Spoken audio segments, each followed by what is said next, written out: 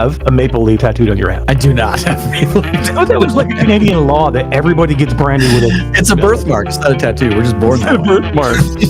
We've had so many people DMing us and leaving comments on our YouTube videos about how terrible Trombone Champ's going to do and the company's going to go bankrupt. To see it do so well on launch day was just like, you know what? That guy can kiss my ass.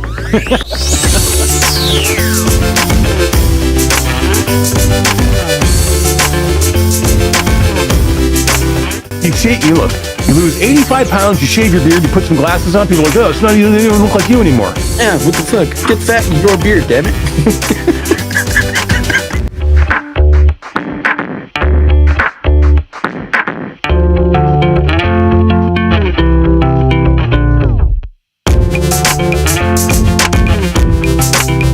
Like, he's already biased because he didn't get what he wanted. He wanted Alien Isolation. If you want Alien Isolation, asshole, go play Alien Isolation.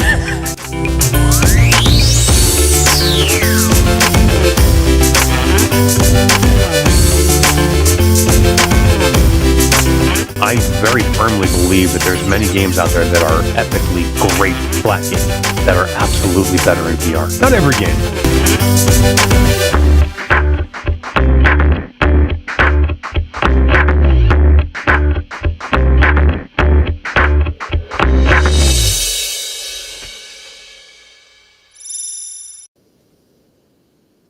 What is going on, everybody? How are we doing on this fine Thursday evening?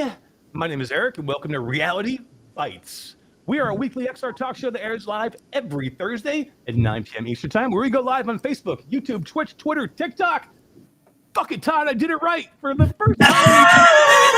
I nailed it. Nailed it first try. That was good, man.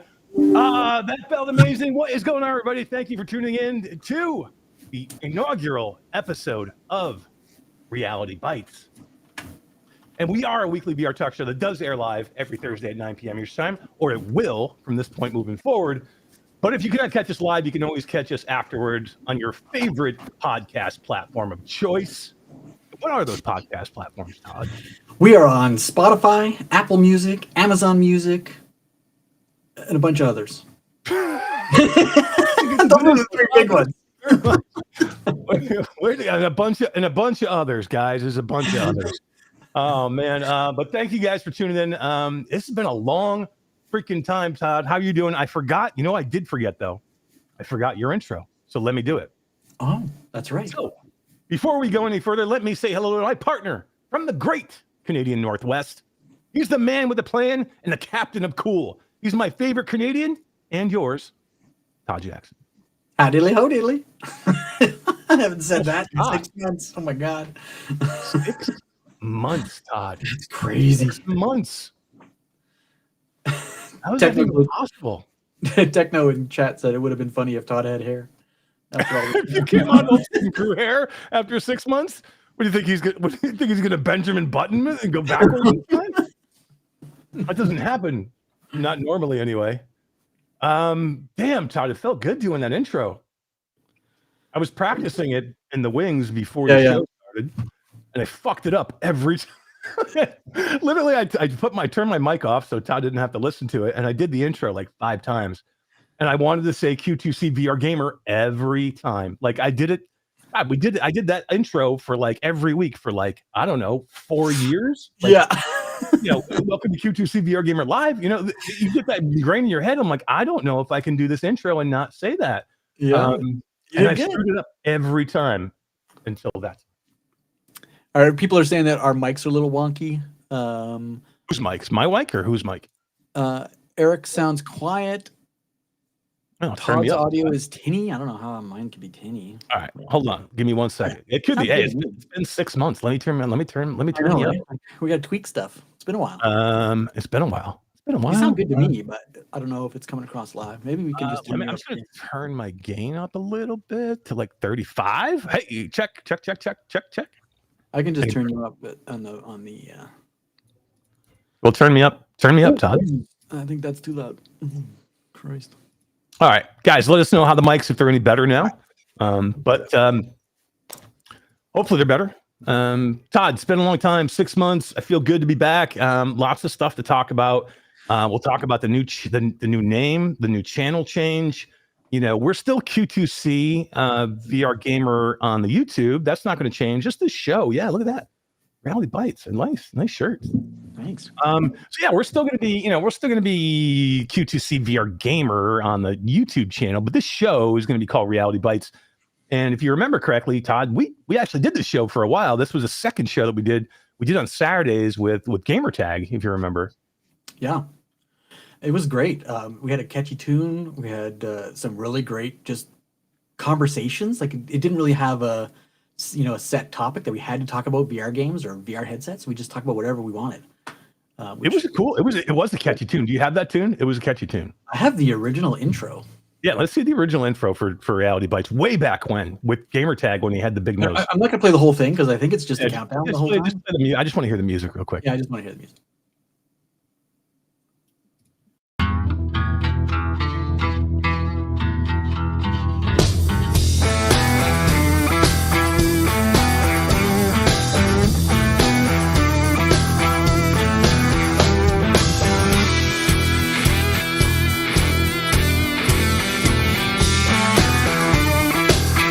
It had like a country rock twang. Yeah, I don't know what the hell that was. It was catchy though. Like you played it earlier just so we could remember it. And I'm like, oh man, I got that song in my head now all of a sudden. But yeah, it was a cool show back then. Like Reality Bytes. It was like a Saturday show. It was me and you and Gamertag, and we just caught up and talked about stuff in general. And that's kind of going to be like what the new show is going to be about. So new show, still VR focused. We're still VR, we're all in on VR. We always will be. I mean, Impact Reality, Flat VR Studios is kind of like what we do here, right? So VR is going to always be the most central topic, but I don't want to be afraid to talk about arcade games or new tech that we have or, glasses or whatever is going on in the world. Now we'll always focus on VR and we'll probably hit that most often, but maybe we want to talk about AI one week and maybe we want to talk about, whatever's going on in the tech world. So I think it's good to kind of say goodbye to Q2C VR Gamer Live and kind of like reimagine what it'll be. Be a little more variety, but still VR focused. Yeah, more variety and also more guests. Like we can bring in some pretty cool people in all kind of aspects of this world, right? Like we'll bring in some AI people and talk AI. We'll bring in some wearables guys and talk about wearable stuff, or we'll talk about arcade cabinets and bring in some guy, like the guy that designed your cabinet. We should bring him on and talk about arcades for an hour. Yeah, man, I love this new arcade cabinet. It's awesome. Yeah. I've had zero time to play it, but as soon as I retire, damn, I'm going to be all over that thing. You're going to need a new thing. Yeah. But let's do this, Todd. Before we completely catch up, we got 26 awesome people hanging out with us tonight across the board. Let's go and say hi to them and kind of catch up with everybody. Do our roll call, man. I haven't done a roll call in 6 months. I know. Crazy. Arlen Kundert is here. He says, welcome back, gentlemen. What is up, dude? Jay Bratt says, no ways, bro. Hell yeah, ways, bro. We're back. We're back and better than ever. I mean, I don't know if we're better than ever, but we're back. We're mediocre as ever. Let's not set the expectation too high. Yeah. Jeff Rainer's here. He says, VR may be dead, but these guys will bring it back. That's a lot of pressure for us guys to bring VR back. VR is most definitely not dead, Jeff. Come on. Let's see. Who do we got here? We got Trixie is here. She said, I want to get coffee. I got my coffee right here. Yes, I got my good coffee cup that's awesome, like my daughter. Nice. She made me use that cup tonight. Let's see. Who else we got here? Gabriel 004, Wingsy, Space Gnome TV says, hey, everyone. What's up, Space Gnome TV? Fourth Wall Breaker is here. Techno Glitch. Glitch is still here. Holy crap. He says, you people are still alive? It's not been that long. It's been 6 months. 5 years. Yeah, we're still alive. I mean, kind of. Let's see. Who else we got? Haruku is here. What's up, Haruku? How you doing? Jeff Rainer's giving out free games. Todd, how dare you say I have stage fright? It wasn't me. It was all you. Although I was practicing my opening. It's true. I'm not going to lie. Mepper's here. Hi, all. It's been a long time. It has been a long time, Mepper. Thanks for coming back and hanging out. Let's see. Who else do we got? We got Hussein X. Oh my God. GC13's Dice Pepsi Game Cat is here. What's up, Tiff? How are you doing? And I haven't talked to Tiff in a long time. Good to see you. Thanks for coming. Radio Run is here. He says, yo, Todd. Let's see who else we got. Oh my God, so much chat going on here. It's going on for a long time. Air Force One. No way. Air Force One is here. I love that name. He's in chat. That is one of my favorites. Cool. Flug is here. Says hello. DXU24 here. What's up, Flug? How are you doing, man? But cool. Thanks for coming by, everybody. We appreciate it. If I missed you, I apologize. It's completely Todd's fault. I promise you. Not mine in any way. Bad Robo sneaks in right at the end. It says, oh, wow. A long time no see. For sure. For sure. So we got Todd, I think, we touched on the new channel name a little bit. It has been 6 months. Life gets in the way of these things. Tell everybody about what's been going on and why we've been absent. Well, honestly, we've been busy, and I got a new hat, so I had to throw that on. Cut the glare maybe a little bit. Glare off your head. Yeah. Hear that? It's been a busy summer, right? With not just with work, but with traveling, and this fall with MetaConnect, and of course, Gamescom in Germany over the summer. The Tokyo Game Show was just a month ago. It's kind of a busy time for us to be traveling. Not a whole lot of VR, but especially in hardware kind of game that has been released. A lot of leaky stuff, but nothing been really released lately. But Allison Jackson's here. It's good to see you all back. What's up, Allie? Good to see you. Good to see you. It's been a while. And Todd, are you ready? Orland Hooper's here, Todd. I know. I got the wrong button. Hang on. I'm out of practice. I don't even know where the button is. Oh, I found it. Orland Hooper's jacked, yo. Oh, it's so low now, though. It was so loud earlier. It's so low. Turn it up, bro. All right. Hang on. Let me give you another intro. Orland Hooper's jacked, yo. No, it's still really low. You guys hear that? It's so low. I can't hear nothing. I don't hear it. I barely hear it. I'll do it for you. Jack, can you hear it? Orland Hooper's here. Orland Hooper's jacked, yo. He is jacked. Orland Hooper is jacked. We got some pictures of Orland Hooper somewhere, and he is jacked. He's hitting the gym constantly. What is up, man? Everybody else is doing the Orland Hooper for you, Todd, since you screwed it up. Orland Hooper test coming. Oh my God. Too funny. You tested the sounds earlier. They were fine. We didn't show, of course, they're crap. I mean, that sounds fine, but the Orland Hooper's so low. Jack, yo. I mean, that's a little bit better. Don't know what to tell you. Man, we got so many people stopping in now, Todd. I got to do another roll call. Bad Robo stopped in at the end. Creeper Betty is here. What's up, Betty? How are you? Good to see you, Betty. Technical issues, you guys are rusty. We are rusty. We're old. What am I going to say? We're rusty. But yeah, no, I don't even know what the hell I was still talking about now before Orland Hooper stopped in. Oh, you were telling like why we love doing the show. We did not stop doing the show because we like doing it. We didn't stop doing the show because we didn't want to hang out with you guys. We didn't stop doing the show because we got tired of it or, didn't have anything to talk about. It just got really busy. Like life gets in the way. And, Todd got super busy with, his life and what's going on there. And then work, Impact Reality is super busy. Todd is, director of Impact Labs and Impact Reality and wears about 10 different hats there and doing different things. And, Flat Zero Studios and Impact Reality keeps me busier than I could even ever imagine doing anything else. And, I traveled a lot. There was not one time where I wasn't gone for at least a couple of weeks a month. There was sometimes I was gone for an entire month, just traveling. So it was just tough, man. It was just, and it always sucks trying to do the shows from the road for me, like in a hotel room on a shitty laptop with bad internet. And I was just like, yeah. And it's just like, it just didn't seem like it was fun or fair. And like, if I couldn't do the majority of the show from here and like maybe every once in a while do it there, but if I was like doing it all the time from there, it just would have been more of a hassle and it would have been, then it's not fun anymore. And, doing these shows has to be fun because if it's not fun, what the frig are we doing it? Like, you know what I mean? Like I want to come in here and have fun, hang out with the community, hang out with you, talk awesome tech and VR. And if we're not, I was in the Restream kind of pre-booth thing that we have set up that we kind of jump into here early before the show starts. 2 hours before the show started. Right. I was like, I'm excited. We haven't done this in so long. I forget what to do. I know. I mean, you guys should have seen me and Todd all week. So we've been planning this show out. Literally, we've been like I've been like getting excited for the show like all week long. I've been thinking about it, putting the page up, and like now the page is live. This is happening. Like we're doing it. And then you start getting the nerves again. Like, oh man, I got to do this show again. Like I got to get on air. I got to talk in front of people. I got to like be live, be open, be honest, you know, and no edits. I don't know. Still feels pretty good. Yeah. And we're live on Facebook. It's working. TikTok shit the bed and won't let me on live. So we're not on TikTok. Are we on Kick? That's all that matters because we got a huge audience on Kick. If we're not there. That one guy that was on Kick. I'm sorry. He's One guy. It was probably you. It might have been my son. He likes to go onto all the different platforms and check us out. So yeah.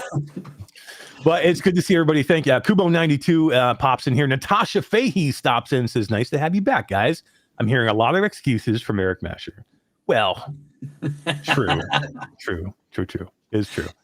There are lots of excuses being thrown around here right now. But I just want to say that I just want to make sure that everybody understood that we didn't take a pause doing the show because we didn't enjoy it or we didn't want to do it anymore.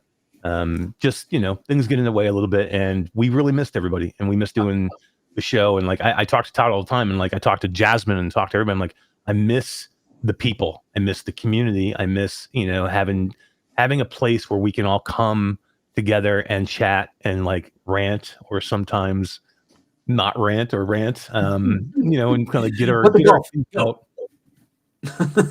What the bat? What did you say? I said, what the bat? Go. What the bat? Oh my God. No more what the bat. No more what the bat. God, you're bringing back like PTSD memories right now. We should pull up one of those classic rants, Todd, just to show because it's been a while. Let's see if you can find one and pull it up. I'll see if I can pull it up. It's been a while since I've seen that. Michelle Dillon stops in the chat, says, hi guys. Michelle, what's going on? How are you doing? I miss you, Michelle Dillon. Miss seeing you and hanging out with you. And I'm gonna try and do some virtual strangers now too, guys. So you know, I haven't been doing virtual strangers for a long time either. I miss Wes, I miss Roots of being on that show. And going to try and spend a little bit more time and kind of hang out with them and do some more stuff with them. So, yeah, well, hopefully we'll see me over there a little bit more too. And, you know, back on that show because, man, I miss doing these podcasts. Everybody says, just keep Garden of the Sea out of my rants. You mean Garbage of the Sea? Garbage of the Sea. I remember that. That was a great one. You know what the funniest thing was? You know, the funniest thing was when I had gone on here and started talking about like Garden of the Sea and calling it Garbage of the Sea. And I remember I was at like GDC a couple of years ago and I'm literally standing in line to get into a meta event. And I turn around and don't I see the lead developer for Garden of the Sea? Yeah. And I start chatting with her and she's like, oh, I know who you are. I'm like, oh shit, man, really? And she's like, yeah, I know who you are. That's not a good sign. No, but it was funny. This happened to me with Joyway too. Remember Joyway? Remember Joyway did the game Outlier and like they killed that game. It was a Steam game and they killed the game like halfway through. Oh, yeah. And that was when Joyway was just like making they were making like 15 games and like not sticking to any game and like they just never committed to anything. And like I killed them on a podcast one time, just going off about them destroying and killing the game Outlier, which I freaking love the game. And like I'm at Gamescom one year, sitting at a table at a bar, and I start turning around. I started talking to people, and then no, put it on anyway. No, put it on anyway. It's a good one. So yeah. So I'm looking around, I'm talking to the table. I look at the guy, and he goes. I go, hey, my name is Eric. I'm Eric Masher, and he goes, oh, Eric. We very much know who you are and very much know what you think about Joyway. And I'm like, oh shit, man. Yeah, sometimes these things definitely come back to haunt you, man. They really do. Now we work with Joyway. I know, they love us now. Literally, they love us. I mean, Katana was a Katana Flowers. Katana Red Flowers, yeah. Katana Red Flowers, good game. Yeah. Mm-hmm. Going through labs now. Let's see. Virtual Strangers here. What is up, Wes? How are you doing, man? He says, can't believe you guys would miss episodes. How dare us? I know. Really. I know. How dare I? Todd, we have a $20 super chat from GC13 of Diet Pepsi Game Cat. Says, thanks for ignoring us for 6 months for reasons. Seriously, love to see you both. And shout out to the squad of VR peeps in the chat. You are the best, man. Thank you. Thank you, Tiff. Appreciate you. That was very, very nice for the $20 super chat. And we did seriously, we missed everybody. Like literally. This is one of the things that Todd and I talked about most of like, we just missed kind of like hanging out with the community and talking and playing games again. Like literally just trying to like get in and start playing games and hanging out with everybody, wanting to do those things. So really. And how many times over the summer did we like, we should do a show this week? Like, yeah, okay, let's do a show. We're like, oh, but we're gonna rename the show. Should we do a new logo? Oh, maybe we should wait on the new logo. Well, let's just use the old logo. Who cares? No one's gonna give a shit. Let's just do that. Like, I actually got things I got to do Thursday. I got the blah blah blah, and then it never happened over again. It never happened. It's like, damn it. It was too. Like, and that's what happened too. Like literally. So like we talked about this like a month ago. We were going to try and do a show like in the middle of me, because I did travel quite a bit, like right at the end here, but we were going to try and do the show or like kick it off. We were actually talking about kicking it off last week, but literally we had no intro done. We had like Todd wanted to do these shirts, and he's like, I don't have the shirts done yet. Like everything that got in the way of like delaying the show, but we're back in. We're doing it. We're doing it. Let's see. We got some more chats here. I just want to call everybody out. Who else do we see here?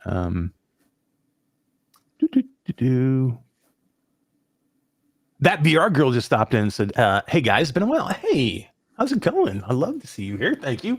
Coming by and saying hi. Jasmine Uniza is here. Says hi. She says you're on her way to Trader Joe's. Oh my God, I love Trader Joe's. Trader Joe's has the best snacks in the world, Todd. You got Trader Joe's in Canada? No, I hear people talk about that a lot. Is it like a restaurant or a Walmart? I have no idea what Trader Joe's is. No, it's like a supermarket, but it's like a grocery store. Yeah, it's kind of like it's not really a grocery store, but it's kind of is. They have like groceries, but it's like a higher end grocery store, I guess. Oh, okay. I don't know. It's kind of tough to explain what it is. They have they probably have like the best snacks you've ever seen. Trader Joe's. Like if you want like good snacks, that's mainly what I've gone to Trader Joe's for. But I mean, they have a grocery store with aisles of food and things like that, and like a produce department. Yeah, not really aisles even though. I think it's just like more wide open. It's just like open and it has like kiosks full of different things all over the place. I don't know. I'm trying to think of like what to. It's you can't even compare it. I'm trying to think of what you could compare it to, but you really can't. Like I wouldn't compare it to like a normal grocery store, but it is a store that has groceries, if that makes sense. Oh, okay. And like I don't even know if they have a cold section. Like Trixie says it's like, what did she say? I lost it. It's like Woolworths. What the hell's a Woolworth? A Woolworth? Holy crap! Trixie, did you pull a Woolworth out? What the hell is that? That sounds like Sears. Oh my God. Woolworth is like that's like we're talking 70s, 80s Woolworth. Trixie is not old enough to know what that is. I'm not saying anything. Maybe she is on that road. That's too funny. With really unique products, it is. It's like a gas station with really unique products. Yeah. Like it's small, like a gas station.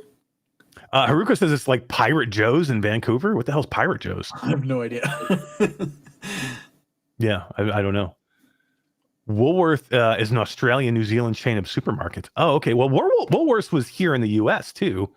It was in the U.S. Yeah. I know the name, but I don't know what it looked like or anything. Air Force One says Trader Joe's has unique things that you can only get there and are fairly good quality. Yeah, I mean they're different. I know what Whole Foods is. It's not like Whole Foods. Says it's like Whole Foods. I mean, kind of. I know what that is. I've been there. It's Salvador is here. What's up, man? He says, what's up, man? How are you doing? Woolworths is nice in South Africa. Holy crap! Is Woolworths all over the world? Because literally, I'm telling you that like my hometown had a Woolworths back in like the 80s. Yeah, Mepper says Woolworths closed 20 years ago. That's what I'm saying. I remember Woolworths, man. It was like a department Maybe they moved to South Africa. I don't know. Woolworths was like a department store, but they had like a cafeteria in it. It was just a weird thing too. I don't know. It was weird. Natasha Fahey says it's see this is Reality Bytes, baby. We could talk about anything. We could talk about anything here. We don't have to talk about VR. We're talking about Trader Joe's all night long. Natasha Fahey says it's Whole Foods adjacent, not as expensive. I guess it is kind of a Whole Foods adjacent. Okay, I know what Whole Foods is. So if it's similar to that, because they got weird food there too, right? Like very unique stuff. Yeah. Stephanie Masher's in chat. What's up, Steph? How are you doing? She says it's not a gas station, Eric Masher. That's Bucky's. Okay, I didn't say it was a gas station. No, I'm pretty sure you did, and we got a recording. So how dare you, woman? I didn't say it was a gas station. Todd, do you know what a Bucky's is? No. Oh man, does anybody in chat know about Buc-ee's? Now, if you No want to talk, idea. if you want to talk stores, if you want to talk gas stations, that is a destination. It's like Really? Buc-ee's they're huge. Buc-ee's is a gas station, but it's probably the size of a Walmart, if not bigger. Oh my god. Yeah. So you go in and there's everything there. They have like barbecue joint inside of there. They have like all kinds of food, and then they have like all kinds of clothes. They like I'm trying to think. It's almost like a Bass Pro Shop meets gas station meets Trader Joe's, I guess, kind of. It's like they're all. Why did that message get? It was weird. VR girl's message got hidden. It says never been to Buc-ee's, and that got hidden by YouTube. Weird. Buc-ee's is an experience. Buc-ee's. Hey, Hala, how are you doing? Thanks for coming by. Buc-ee's is definitely an experience. Like Buc-ee's is a destination. I've been to the U.S. like 100 times. How come I've never heard of this? And you've been to Florida, so I can't believe you. Many times. You can't even get into Florida without hitting like 3 Buc-ee's on the way. So like, I don't even understand like how you've never even seen one. But I definitely don't drive to Florida.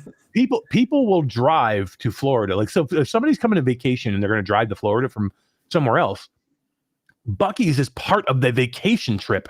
Like they will make it a destination stop on their vacation. We have to go to Buc-ee's, and they'll spend 4 hours at Buc-ee's. Kubo says 100+ gas pumps at this place. It's huge, Todd. You have no idea.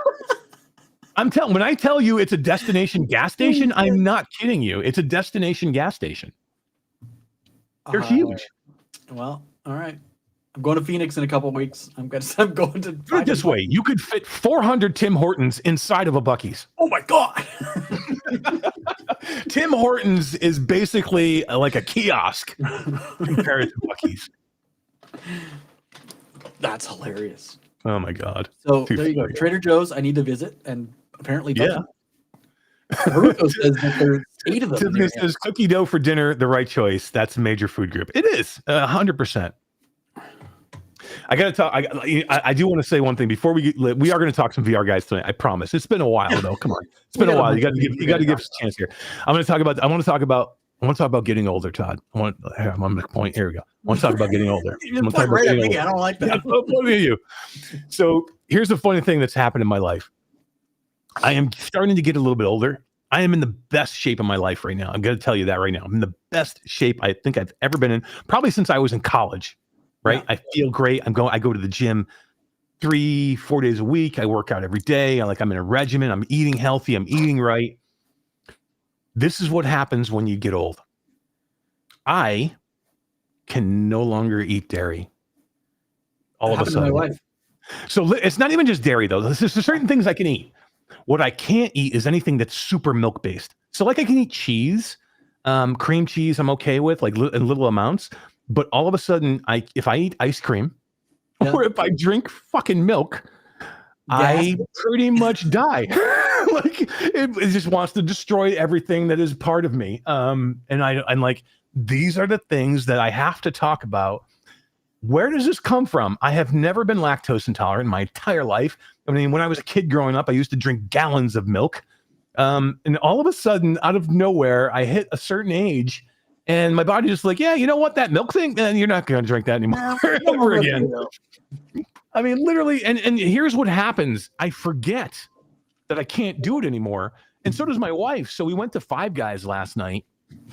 And, we don't often go to Five Guys, maybe once every 3 months. I love Five Guys. But she goes to me, hey, do you want a shake? And I'm like, fuck yeah. Give me a shake.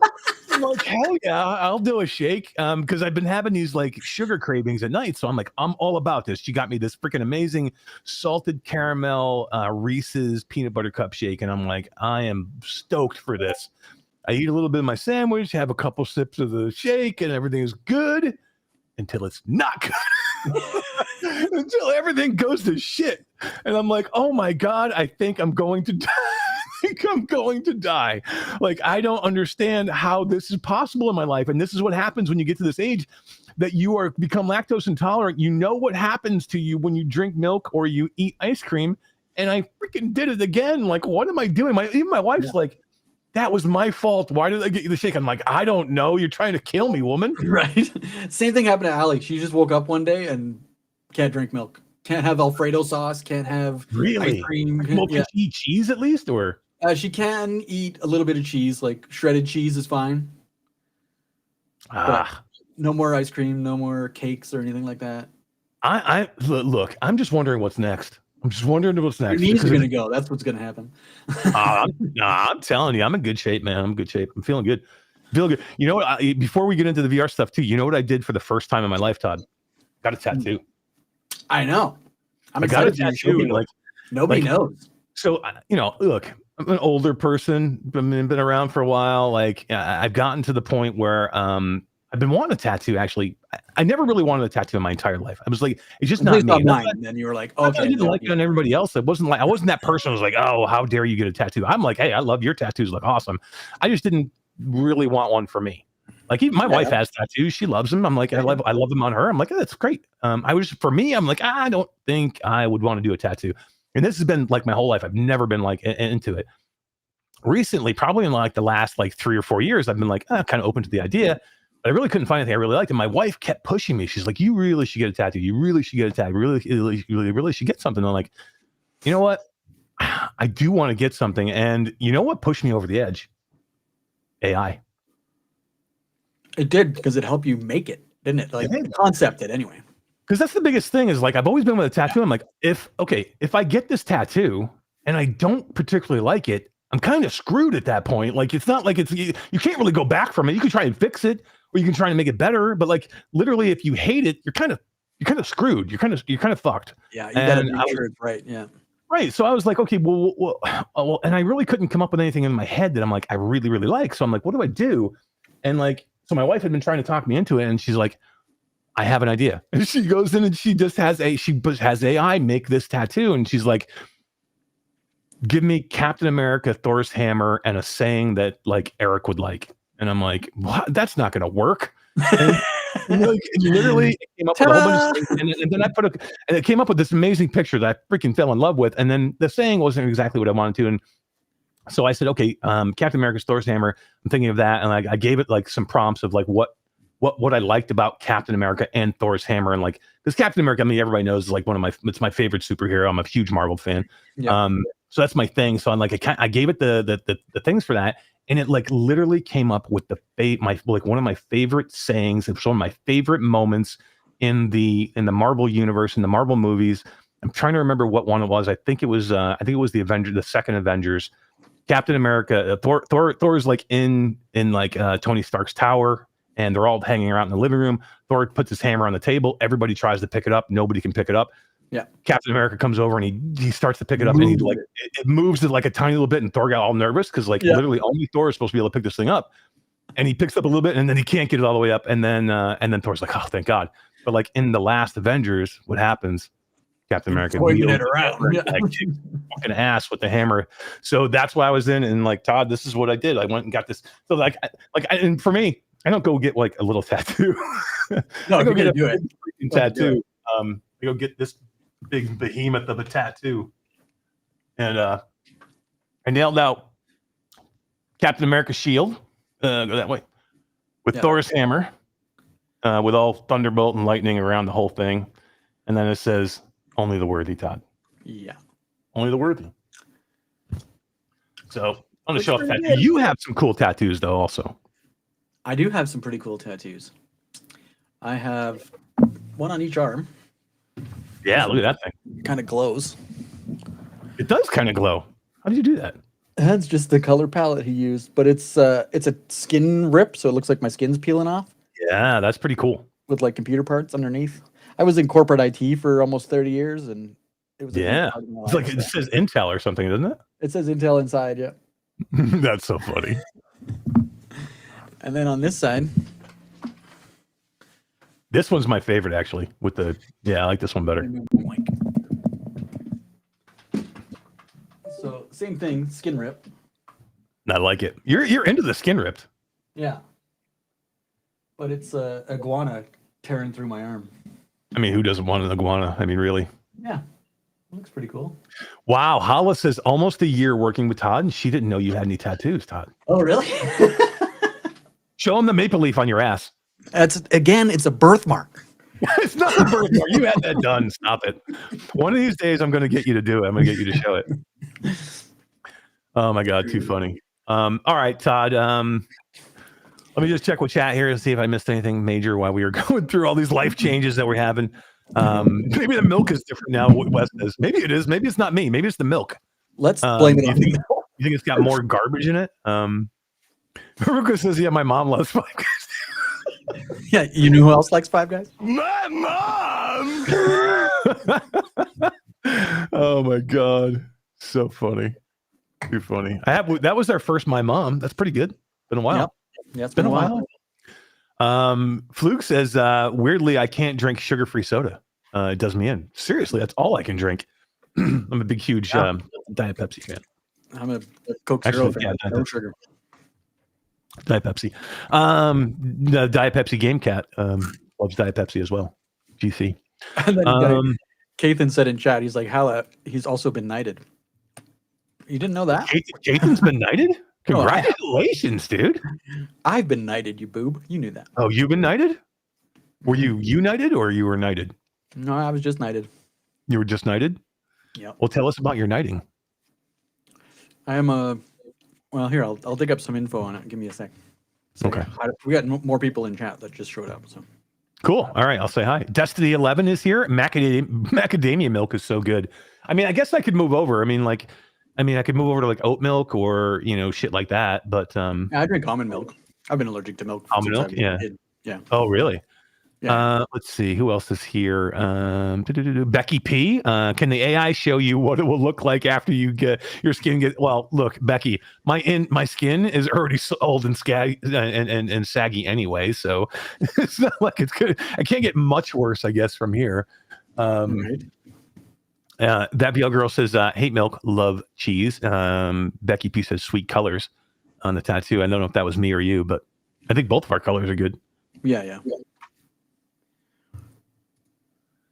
I think it's too funny that Hala didn't know that you had tattoos, Todd. I do too. Todd, another person back from the past. Mickey Barrios is here. What's up, Mickey? How are you doing, man? And Mickey says you guys used to help support me when I worked at Pepsi. I didn't know you worked at Pepsi. That's pretty cool. Cool. All right, Todd. We got to get into some. Did you pull that? Did you pull one of the rants to see? I don't know. I don't know if it's the rant. Like I have a. That's it. Pull it. It's fine. The episode. Yeah. Or go grab the one from Jay's TikTok. The Sony one. Oh yeah, maybe the Sony one. Yeah. Okay. Give me a minute on that one. It's been because I don't know if I have a rant tonight to give anybody. I mean, shit. There's a lot I could kind of go on about, I guess. But it's been a little while, so I don't know if I want to come out here and just start hammering people or out of the blue. So I think maybe we show an older rant. If I can find it. Yeah, it would be good. You had the one that you said or no? Yeah, but I think it's just you talking about it. Like I can't hear it. If I play it, everyone's gonna hear it. So. I got you. Trixie wants to know: does Todd's AI have tattoos? Does AI Todd have tattoos? Yeah, he's got a whole back tattoo. Oh my God, too funny. Tasha says, I wouldn't have known about Todd's tattoos, but he said they met in real life. So we did, yep. Oh my God, talk about dreams. I'm not Wes. What are you trying to get me in trouble? How dare you? What did he say to talk about? I'm not talking about it. I'm not even going to say I'm not. I'm not even saying that name. How dare you? How dare you go down that road with me? There are some. I will say this while you're looking for some things and you're going to grab some things up. There are some really cool games out there that have come out recently. You know, being in the VR industry now, we're a little jaded. We make games. I see games every day. I look at a million different games, and I have to say, while while the video game industry as a whole is in a weird spot, right? Video game industry has not been great for the last year and a half. We've been seeing some weird games come out. We've been seeing some good games, but like some weird, not weird games, but more weird like reception to games. We've seen a lot of big failures. We've seen a lot of lukewarm sales for things, and then in the VR market that we're even like we feel the pain a little bit more sometimes because of the smaller niche market, but.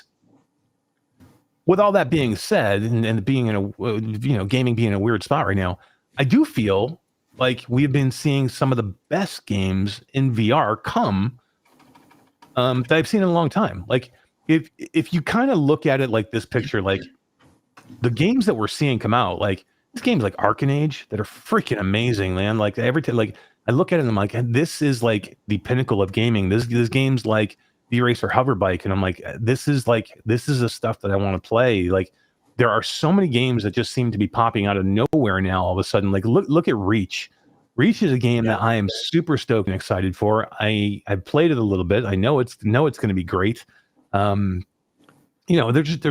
games that are coming, or games that have already come out this year that if we're all honest with each other and we're all kind of like, okay, yes, is our things do feel a little bit weird right now, but if we look at the overall picture of the quality of games that we're getting, I think this is a pretty good time. Like you have to be, if you're not enjoying some of these VR games right now, I'm like, what are you looking for? What do you want?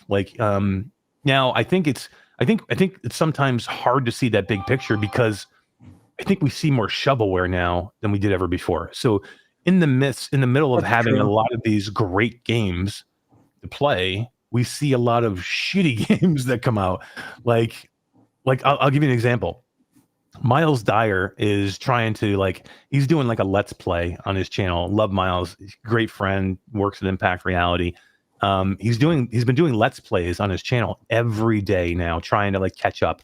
And he's been playing a lot of these PlayStation VR2 games, and he's playing them all. Right? It doesn't matter what it is. He's trying to play them all. And some of these shovelware shitty games he's playing, they're kind of like static or white noise in between the really good games we're getting. So I think sometimes we see so many bad games come out that we have a tendency to think that's all we're seeing, and it's just overshadowing the quality games, right? Like we're getting, like you say, and I think the way that the store is represented right now with the Horizon Worlds being so prominent, I think is also kind of ruining it, because people just see a lot of that stuff instead of actually seeing some quality VR titles.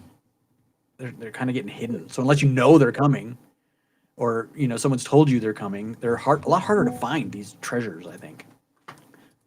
They are, yeah, and we are seeing the good games come, but again, I think what happens is in between the good games, you see 20 bad games. You can only see so many Gorilla Tag clones or I Am Cats or in between these more premium games that I think the more hardcore gamer wants to play. I think most of the people in our audience here now are not going out and playing the free to play. Maybe they are, maybe they're enjoying it, but I think a lot of us here are more hardcore gamers that want to play games. I don't want to play Gorilla Tag. I just don't. I'm not saying there's anything wrong with Gorilla Tag. I'm sure that a lot of kids have fun in Gorilla Tag. I've been in Gorilla Tag, tried it, didn't have any fun in there. I'm just not going in there to do that. I'm going in and playing. You know what? I've been going back in and playing it. And I know this is going to be repetitive, but I got Miles Dyer into Mother Gunship Forge. Oh my god! Me and Miles have been playing Mother Gunship Forge. We had 1 week where we played it every night for a week. But we were playing it for a month and a half, Todd. And but yeah, I'm just looking for deeper experiences. And I was talking to Skeeva this week, and Skeeva and I haven't had a chance to get in and play a game for a while, and we're like, we need to schedule something so we can go in and hang out and play a game.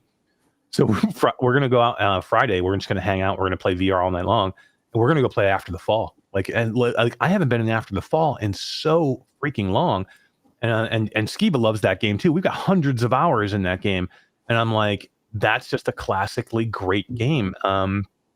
So. Those are the games that I want to see. Those are the games I think a lot of us want to see. So when we see a lot of that shovelware in between these classically great games, we just have a tendency to feel like that's all there is. Like that's all there is shovelware. It oversaturates everything else. But I think again, if you sit down and take a long look at like this year, even and the quality of some of the good games that we're seeing or that are about to come, it's pretty freaking awesome. What are you excited for, Todd? I'm giving up on Jay Brat's TikTok because he's got hundreds, and I'm just scrolling through for hours. And freaking Jay! How dare you? I did find this picture though, which is goes back to Hala's question. What was Hala's question? I missed it. Yes. Oh, when you were knighted. Yeah, that's me getting knighted with a big ass sword. Damn. Oh, I could tell. I could spot your bald head from anywhere. Right? You. I can spot the back of your head from anywhere, Todd. Perfect picture, my friend. You couldn't have got somebody to get the picture from the front or the side. They wouldn't let anybody up there. We tried. You're like, I need to get a better picture than that. Actually, all joking aside, I mean, that was probably a huge honor for you to be knighted by the. It was pretty cool. Canadian government. It was what was it knighted for? Can you tell everybody? I'm a knight with the Order of St. George, which is a chivalric order that does. We do fundraising to help better the lives of Canadian military veterans and active service members. So yes, interesting, Sir Todd. We actually just did the Canadian race for veterans a couple weeks ago. We did a 5K in downtown along the riverbed. It was awesome. Raised a bunch of money. I was the top raiser in our city for funds raised, and it was great. Very cool. Jeff Rayner says, "Hey, Eric Masher and Todd, Q2C VR Gamer, per virtual strangers, comment, the Hyperscape stuff is so good. It's really exciting about what is coming soon." What are we referring to? Hyperspace is the new Meta. Hyperscape? Yeah, the Meta room scanning thing where you can scan. Oh yeah. Okay. Oh yeah. Super realistic. Yes. No, that is cool. Yeah. It's really cool. Have you done it yet? I haven't done it yet, but Adam did hers. GT did his. I saw Adam do hers. That was pretty cool. I definitely want to try it, but yeah. There's a few things I want to try out that I just got. Like, has anybody tried the Star Wars experience? They sent me a key for it. I just haven't tried it yet. I was going to try it this weekend, but it looks super cool. I'm a huge Star Wars fan. The pod racing thing? Yeah, the pod racing thing looks pretty cool. I played for about an hour. Did you really? It's really good. Yeah, like some people are kind of shitting on it on the internet. I think it's pretty cool. Like the perspective changes of first person and third person, and it's like a platformer, and then you're pod racing, and I don't know. I had a lot of fun playing it. We have a restream bot from I'm not sure from Twitter wants to know Postal 2 VR update news. Postal 2. Postal 2. That was a big thing this summer too. That took up a lot of time, right? We ran that Kickstarter for Postal 2 through Impact Reality and Flat to VR. Kickstarter for Postal 2 Redux and Postal 2 VR hits almost 700K, Todd. 700K on Kickstarter. Yeah. Damn. I'm gonna pull up the Kickstarter page and drop it if anyone hasn't seen that. It was super cool, man. It was a fun Kickstarter. It's actually still going. Like, so even though it's actually it technically is over, there are late pledges. So if you still want to get some cool stuff that's still available inside the Kickstarter, you can still kind of back it. Probably for another like 6-8 months, I think you'll be able to back it. We'll have to see how long it'll last. We don't know exactly, but yeah, it's still going, man. Like, did really well. A lot of hard work on that side to kind of get that Kickstarter going, but a lot of people out there want to see Postal 2 Redux on flat screen, but definitely want to see Postal 2 VR. I'm not sure what I'm more excited for, Postal 2 Redux? I don't know either, because I'm a huge Postal fan. Like, I played the original Postal before it was banned. I played Postal 2. I played Postal 4. Hell yeah. I was a big fan. So when we took this on for a Redux, I was like, you know what? This is going to look awesome. On today's tech, on today's hardware, this is going to look sick. And everything, well, maybe everything, but a lot of what goes into Redux is going to help what happens to VR. So, like, it's a no-brainer for me. Like, if we can get Redux and then all of a sudden I can put my headset on and go play the same damn game, that's going to be awesome. Really, I know jumping back and forth can be sick, right? Like, I don't know. I'm excited. I'm gonna do both, of course. I even backed I backed my own Kickstarter, for God's sakes. Going like, I just want something cool. I have to say, I actually backed it. So, I did too. I backed it. What the hell? Yeah, I got the album. I wanted the album, so I backed it. Yeah, I got the album. I got a couple things in there. Yeah, that versus 5,500 backers. Wow, that's a lot. Yeah, 5,500 people, individual people, back the Kickstarter for Postal 2 Redux and Postal 2 VR. So we got a lot of cool stuff coming, man. Like 2026 is going to be pretty killer. There's a lot of things that people forget. People forget that Wrath, Aeon of Ruin is coming in 2026. I'm excited about Wrath, man. Like, I'm excited for people to see what Wrath is going to be. If you are a Doom fan, the old G Doom, if you're an OG Doom or like Return to Castle Wolfenstein or like the original, what was that? The Unreal Tournament, Duke Nukem on, any of those freaking cool games like back then. If you're a fan of those, like Wrath, Aeon of Ruin is a throwback to that, but with an updated engine. Super cool. And you're going to be able to play it in VR. You're going to be able to play Wrath, Aeon of Ruin in VR in 2026. Kensai Gaming VR is here to say, hey, Todd. Hey, Eric. What's up, Kensai? How you doing, man? We have another request for some information. Wow, somebody, it's asking for RoboQuest VR release date. Where are you seeing these? I'm missing all this stuff. They're in our chat. Oh. In our chat right now. Stay tuned. You can, if you want, though, you can go join the Discord, right, Todd? And you can is it Impact Labs or the Discord you join? No, Impact Labs, yeah. Yeah, so if you go join Impact Labs and you want to if you want to be one of the first people to test out RoboQuest VR, you can get a chance to do that. And maybe Todd can grab a link to that. Yep. For you to try out. But I would say RoboQuest VR. Is Jasmine still watching? No, I'm just kidding. Stay tuned. You'll know we'll have something. Maybe. We'll see. Stay tuned. I'm excited for RoboQuest. One of my favorite games. Bad Robo says I'm so excited for Wrath. Same thing here too. I'm super excited for Wrath. Like Wrath is one that I think people kind of are sleeping on a little bit. I want people to kind of like get an idea of like Wrath is coming. Remember that Wrath is coming. Wrath is coming. It's going to be freaking awesome. Team Beef, Flat VR Studios. We have some really, really cool shit coming. Hollow says, Eric, I didn't say anything. I just said stay tuned. Just said stay tuned. Stay tuned. That's it. That's all the news I have. That's all you're getting out of me. Sounds very NDA. It is very NDA. It's friendly. Come on. Friendly. Oh yeah, nobody will tell anybody. I can say it here. Nobody will say anything. Front page upload VR tomorrow. It's going to be exciting. It's going to be exciting times. We have lots of cool stuff coming. From Flat VR Studios. There's a lot of cool things. There's some things that just dropped recently, Todd. You want to talk a little bit about? Let's talk a little bit about one of our favorite racing games that we dropped earlier this year. It's got like some new coat of paint. You want to take a look at that? It did. I don't have a new coat of paint video, but I have the. Let's show the game. The game. Let's show the game. Yeah.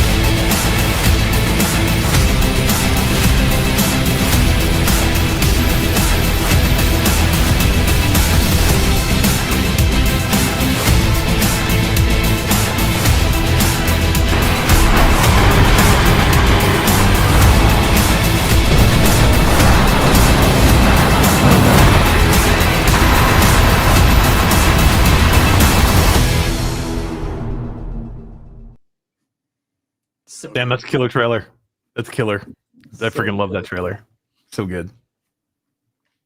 So good, Todd. Vracer Hoverbike, out now. MetaQuest, Steam VR. And I just dropped a key for it in chat. What? Vracer Hoverbike. Go get it, folks. Where'd you get that key? How dare you? I can't tell you. Go get it, folks. Go grab the key. Vracer Hoverbike. That's a Quest key, I'm assuming. Yeah. Trixie says, great video. Thank you. I love that video. Thank you. That was the amazing content team at Impact Reality doing that video, man. And we got some of the most talented people over there. And good team, man. This was just another cool find for Impact Reality to publish, Impact Inc. to publish. The Vertex Breakers team made this game on Steam, I think in like 2019 it came out or something like that, 2018, I think, but yeah. 2018, yeah. So it's been out on Steam for a long time, and they just didn't, they just didn't have the time to kind of keep going on it, and they really wanted to bring it to Quest, but it was a combination, right? Like, do you dummy it down or do you wait for the hardware to catch up? And I think it was smart that they waited. Yeah, no, I agree. Look, I think, at the time, getting it on the hardware at the time would have been really, really difficult. So I think, they took some time, they waited, they did it right. They made a great conversion from Steam to Quest and just did a really, really good job with it. It plays super smooth. It's fast. It's fun. It's just really good. It's a really great game. And I'm excited for a lot of people to check it out. And we have a Halloween update, right? Yeah, Halloween update is coming. Halloween update coming? Is that coming? Yeah. Sometime. Wes in chat says, "Don't blow my headline, bro." Me? I didn't blow anything. Or is he talking to Chrome Colossus? I don't know. Oh no. Could be. Well, I'm excited. I just love this game. Like, I think, hey, Chrome Colossus, how you doing, man? Thanks for coming by. I just love this game. It's just a really good game. It's a great team. We had an interview with them. I think we aired on the channel which was a lot of fun. Hollow says Halloween update is live now, so you can go get the Halloween update. Okay, good. I wasn't sure if we could talk about it yet. Yeah. Is a trailer out for the Halloween? Can you grab that, Todd? Let me see what I can find now that I know. The Halloween update looks super cool. I can tell you guys, like, working with the Vertex Breaker team, and Wes gets to work with them all the time. Like, this is one of Wes's babies, and they're just an awesome team. Like, literally, they work fast. They're a talented team. So, like, when you ask for something, you're like, hey, let's do something cool. Can you do this? And they're like, yeah, we got it. We'll get it done. And they just they go out and they get. It's like a day later, and they've got all this stuff done. And we're like, oh my god, you guys, this is epic. Yeah, they just do a really good job with it. Like, very talented team, knows what they're doing. Excited for the game, passionate about VR.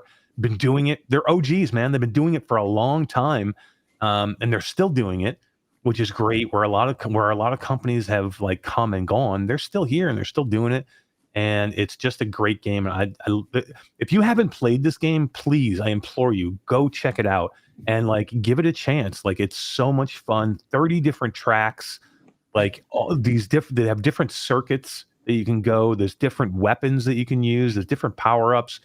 The control scheme of being able to steer is super cool. So you can use the thumbsticks to steer if you want to, but you can actually use your head and then your body to actually steer the hoverbike, which is amazing. It's it feels so good. I ride a motorcycle and it is perfect. There's no motion sickness. It's really, really well done. It is. It's probably one of the better games that you're going to see launched this year. I'm telling you right now, it's one of the best racing games you'll find on the Quest right now. Literally go find a better game. I dare you to go find a better game on the Quest. You can't. I'm telling you. You can't. You can't. Yeah.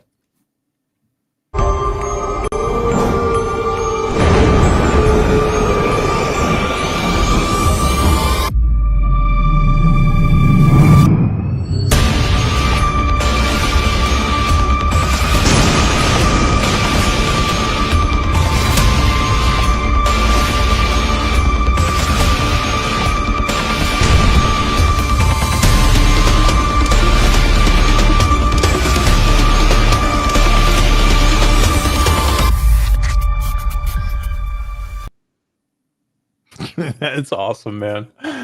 That graphic at the end is so freaking cool with the pumpkin head on the bike. I freaking love it, man. Love it. Yeah, I mean, that's super cool, man.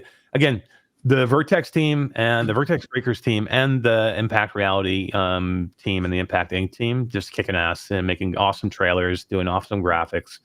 Arlen Kundert says legit. Shit, yeah, we're talking legit. Let's see, what else are we talking about here? Any big news on Flat to VR soon? Yeah. No? Maybe? No, I don't think anything we can talk about. Any big news on Actually, with Hala in the chat, apparently. Yeah, if I say anything here, Hala's going to kick my ass, man. Like, maybe Jasmine's not here, but Hala will be all over me if I say anything. I can't say anything.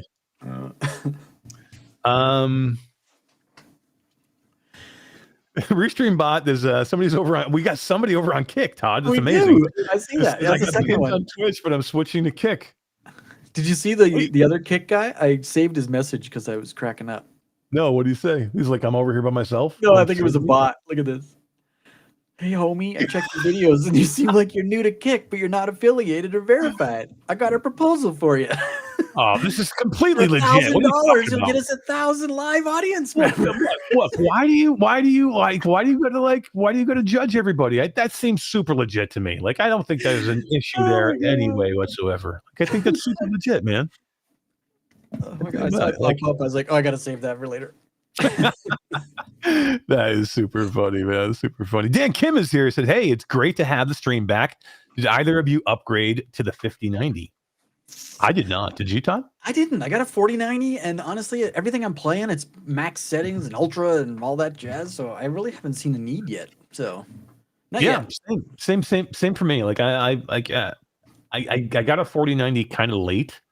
Not super late, but a little kind of late. And I'm like, when you really need it, I would figure I would skip this one and then come back and I figured I would skip this one and then come back and do the 60 series. I'm the same way with Todd. Like, there's nothing I can't run right now. There's one bad thing. I have a burnt out pixel on my monitor. Oh my God! On your big Arc monitor? No way! How bad? It's only one, so it's only like if I have something black on it, I can see it. No way. Are you thankful? It's only one, so I'm living with it. Damn, man. I talked to Samsung at where was I? CES, I think I talked to them. Oh, it's been that long since it's been bad? Oh yeah. No, sorry. It wasn't bad then. I just talked to them because I was curious about the series, the Arc series of monitor, and they've completely dropped the series. There is no new Arc coming. So None I have at all. No idea what I'm going to do. You're screwed, basically. If this gets worse, it's going to get worse. I don't know what the hell. I mean, knock on fake wood. I don't have any issues. I was shocked when I got. I probably completely just jinxed myself, and I'm probably completely screwed now. I love this. I don't know what I would do if this thing broke. Oh my God. I mean, I do love this thing. Like, I don't like, and this is one of the biggest things of like why it hurts me when I go away. Like, I go away and I do all this traveling and I work off of a shitty laptop. Not shitty laptop. I have a nice laptop, but I mean, I work out of a laptop, and then but when having this thing at home, you're like, oh my God. Like, when you come home, you're like, I think I'm home. Right. Having this big ass monitor, like, it's pretty cool. Damn, that sucks, man. I feel bad for you. CES this year, maybe we'll have to monitor shop. So Todd, Vracer Hoverbike is not the only thing that came out with an update. We had a new game drop today. It's a kick-ass game. I like it. I like it a lot. This was another one that Impact Inc. We jumped onto. The team loved this game. Really good developer.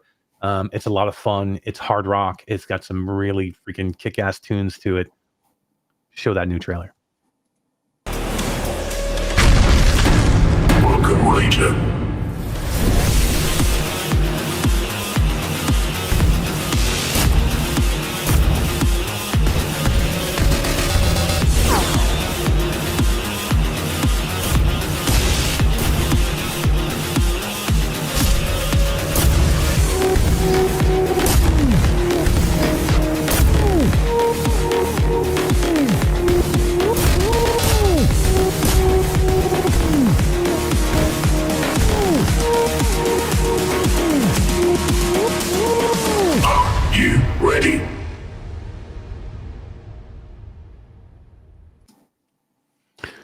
love that voice.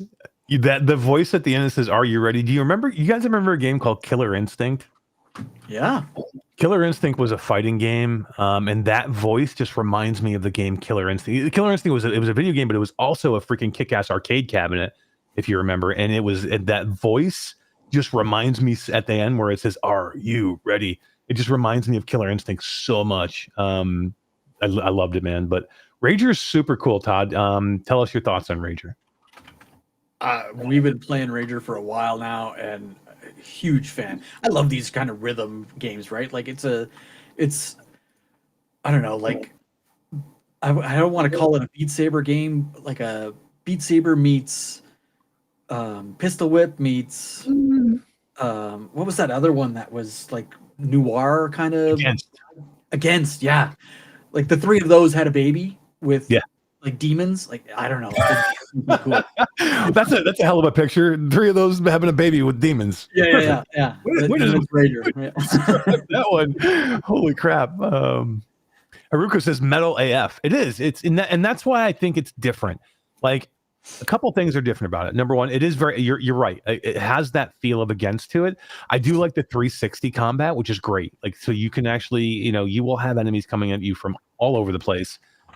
It's melee, it's weapon, it's guns, it's melee, it's got both, but it's the soundtrack and the rhythm based way that you go about taking these enemies out is just freaking killer. And like, I don't know, it's one of those games where when you get into it and you like feel the rhythm and you get the vibe going of doing it, it absolutely makes you feel like a complete badass, and you're gonna want to like keep going back and doing it. And it's like literally once you get it, it's just everything falls into place. It feels right. You're like boom, boom, boom, and you're hitting things and like you're hitting it to the rhythm. And like, I don't know, like the different weapons you can get with it are so cool. And then the different types of enemies that you have there. And then the freaking music just brings it all together. I love it.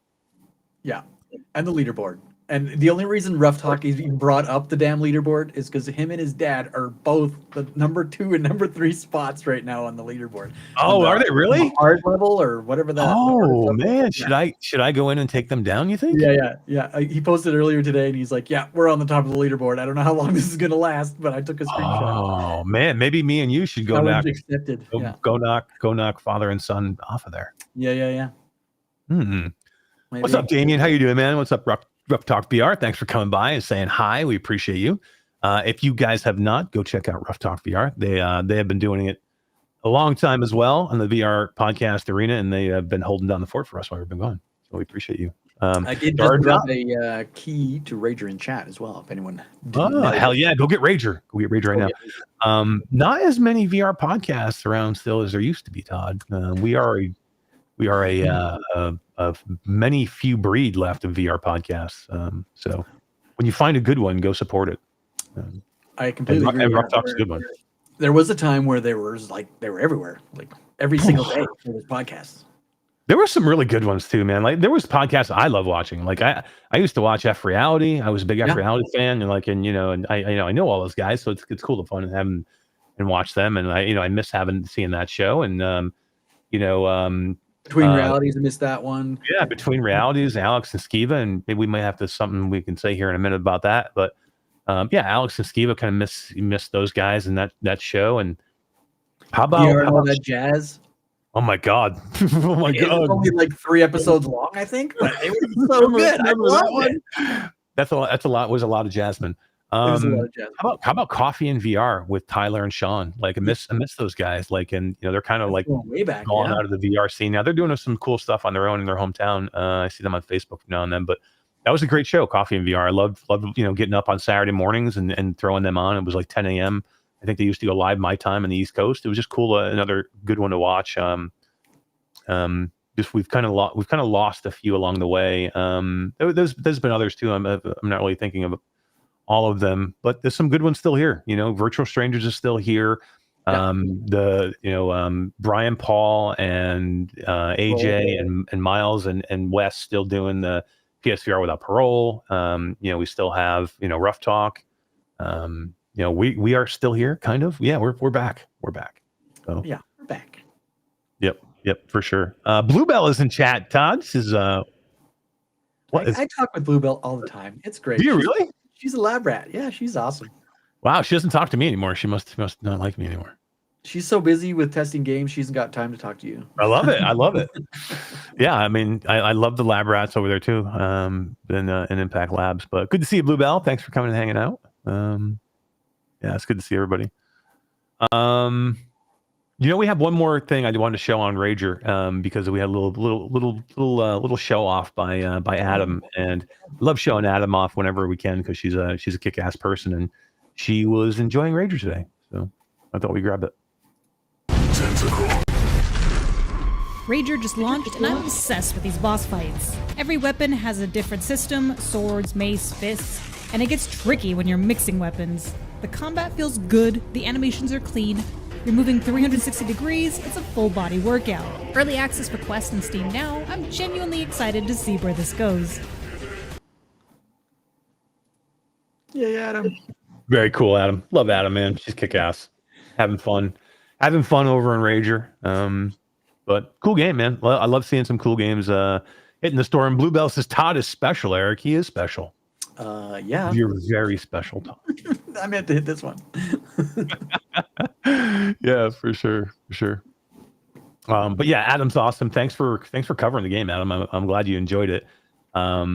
It's just a fun game, man. It's like, and that's what I'm saying. Like, we have all these games coming now, like that have hit and that have come through, and like we've seen a lot of these cool games, and we're gonna see more, man. We're gonna see more, which is great. Like the games coming this fall are going to be super exciting, Todd. And let's pause for a second and not talk about the games. Let's talk about some hardware. Had some people mentioning in chat. Somebody had mentioned in chat Moohan.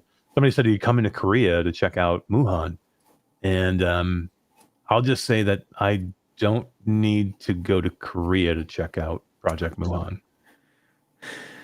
Again, Eric gets all the damn toys. Moohan's going to be awesome, and I think you'll probably be hearing some news about Moohan very soon. Which I'm excited. Like, and if anybody out there is like, oh, what the hell's Moohan? Moohan is the Google Samsung headset, and it's exciting. When we have another headset that's going to hit the market, that's a standalone headset that can compete with Meta. Competition's awesome, and I'm hopeful that they do it right. Google has the wherewithal, they have the funding, they have the money. Samsung has been making headsets for a long time. They know how to do them. So I do think that there is a possibility if Google decides to do it properly with Samsung, that this headset's going to be great. Now, do I think this is going to be the end-all be-all gaming headset? The Quest killer, as some people have coined it? No. I doubt it. No. But is it going to be a competitor to the Apple Vision Pro over the Quest? Or is it going to be more Quest competitor than AVP competitor? I think it's going to be somewhere in the middle. I think we're going to see something that will give both those camps something they want. So, and that's the smart move here, right? Like, I don't think you want to be an Apple Vision Pro killer because that means you're probably too high, right? You're way too high. I don't think you want to be a straight Quest competitor because how do you compete with a headset that's $300 that has a library of thousands of games already? That's hard to do. So what I think you do if you're Google and if they do it properly, the Play Store is a kick-ass place to be, and they already have the store set up. What I would do is I would mirror the Play Store inside the headset, make it super easy, make it really easy to navigate, place to be. The headset will be good. I think it's going to be a mixture of an entertainment headset with a workflow headset that you can do some cool kick-ass VR gaming on, and AR gaming, mixed reality gaming, even flat gaming, right? Like the mobile gaming, maybe I guess is probably a better term. Like the Apple Vision Pro, you have access to the iPad and iPhone market, so you can install just regular flat things and play them if you want. Yeah, well, I mean, we're seeing a lot of different things now. Like even Meta has come out with an Xbox branded Meta Quest headset, that has Xbox Game Pass on it for free. You get 3 months for free, right? So yeah, look, Todd's got one. I got one. Have you been using that? Have you been using it at all? I have, but not for gaming. I've been Really? using this one for content, like watching movies. Really? So Yeah. have you? So you haven't even like flat gamed on it? Like, I have. I did when I first got it. But I'm not a big controller gamer. Like when I play flat games, I use a keyboard and a mouse. oh, okay. I'm a So- Call of Duty gamer. I'm a Red Dead Redemption, that kind of stuff, and it's all keyboard and mouse. So I've never been a big controller dude. So I absolutely think that this is where we're kind of going though. Like, and this is why Meta did this. Like, and this is why Xbox got involved. I think we are going to want to see these types of entertainment headsets, especially as we start to get smaller headsets moving forward. Like, we're going to get to a point where we're going to stop calling these things headsets. Like, we are very close, or we are on the verge of having goggles or something more akin to what you're going to see in like Ready Player One. Like this, Very similar to that, maybe a little bigger than this to start. right? And look, and we do already have the form factor of that, but that is not a standalone headset, right? Right. But that that's a PC VR headset. That's But a wired, imagine this as a standalone headset. and that's where I think we're very, very close to. Like, I think we're very, very close to that form factor where we're pulling the battery out, we're pulling some of the compute power out of the headset. We're going to go to a puck that'll go in the pocket or something like that, where you'll take the weight out, you'll take the heat out, you'll take some of the compute power out so you can make it smaller, and then you'll have it in a puck that goes in your pocket, and that's how you'll game. But it's going to be so much smaller. And that's where I think you want to see like Meta, and you want to see Google, Samsung, or Google and whoever else they partner with, because I do think there will be more Google headsets than just Samsung. So I do think you're going to see that type of form factor, and them wanting to become your overall entertainment headset. So Right. the whole mentality of we just want to be a VR headset is probably over. Like, I don't think you're going to see too many companies out there going, we just want to be a VR headset. Like, Yeah, I agree. like even, and we're going to talk about the Valve Deckard or the Valve Index 2 here in a second. Even Valve, I don't think they're all about let's just make a VR headset. Almost all of them now want your time. They want your time more than just VR gaming, because they know that just VR gaming is limited time in the headset. They are trying all of a niche. That's just gamers 100%. and hardcore gamers. If they can, even just movie watchers is a tenfold more audience than it is with the VR gamers. So 100%, absolutely, and that's where it is, and that's where we're seeing gaming right now. That's why I talked about earlier, and like the gaming whole industry as a whole is having a bit of a crisis right now. Why is the crisis? Because gaming is vying for entertainment time. There are so many different things that can now take your attention away. That's not just gaming, and that's why we're having a bit of a crisis here. So Meta, Google, Valve, Pico, whatever headset you're grabbing, they're trying to figure out how they steal your time. How do they get you to stay in the headset longer? It's all about it's all about retention. It's all about time in headset. It's all because the more time you spend in headset, no matter what you're doing, you're giving them your time and your money by doing whatever you're doing inside of that headset. it's So like the cell phone game right now. This like how many hours a day do you spend on your phone absorbing content of some sort? Whether it's reading, watching, mixture of both, playing games on your phone. The mobile market's shifting into these headsets because what else can you do on your cell phone? Nothing. They got to move away from that. So I think you're right. Like this headset thing that's coming is going to be the jack of all trades. Now, is it going to be a banger off the hop? I don't think so. But neither was the iPhone 1. It was groundbreaking, but it didn't do everything perfectly. Right. No, and this happens too. We get these iterations that may not be perfect, especially when we take big jumps and big leaps. So, if you're going from Quest 3 to Quest 3S, that's not a big leap, right? We're talking a very small technological leap. When we're jumping from Rift S or Rift to Quest, that's a big, huge technological jump. And when that happens, you have those growing pains, and that's what we'll have happen here. But the biggest thing is, the biggest problem that we've seen with keeping people in headset is friction. It's the form factor, it's the weight, it's the heat, it's the visuals inside the headset hurt my eyes, and I could only stay in for a certain amount of time. And that's where these headset companies are trying to minimize, because again, they want your time, they want your energy, they want this to be the new entertainment platform, whether it's watching TV, whether it's YouTube, whether it's scrolling, whatever your social media, whether it's playing flat games on big screens inside the headset, whether it's playing mobile games, or whether it's playing VR, AR, mixed reality, whatever you want to call it, or workflow. They want you looking at your email. They want you doing everything inside of this headset. That's what this tried to do. That's what this tried to do, the Apple Vision Pro, right? That's what it was like, okay, we want your workflow, we want your entertainment, but they didn't give you any gaming. They didn't give you any fun. That's the problem with this headset. There's no fun. Well, there's two problems with this headset. Number one, it's freaking expensive at $4,000. Yeah. But number two, there's not enough fun here. There's some cool, interesting things here that I've enjoyed doing, but do I have tons of fun in here? Not really. Now, I still game in here. Constantly, but you know what? I don't VR game in here. I don't AR game in here. I flat game. Like, I very rarely play a flat game unless I'm away. I very rarely play a flat game on a monitor. I will play my flat games inside this headset, and I'll just stream. I'll wirelessly stream Steam through my headset, and I'll play on an amazing environment on a huge screen inside this headset. Just playing on a monitor seems out. It just seems like. Do you still use that headset? I use my Apple Vision Pro every day.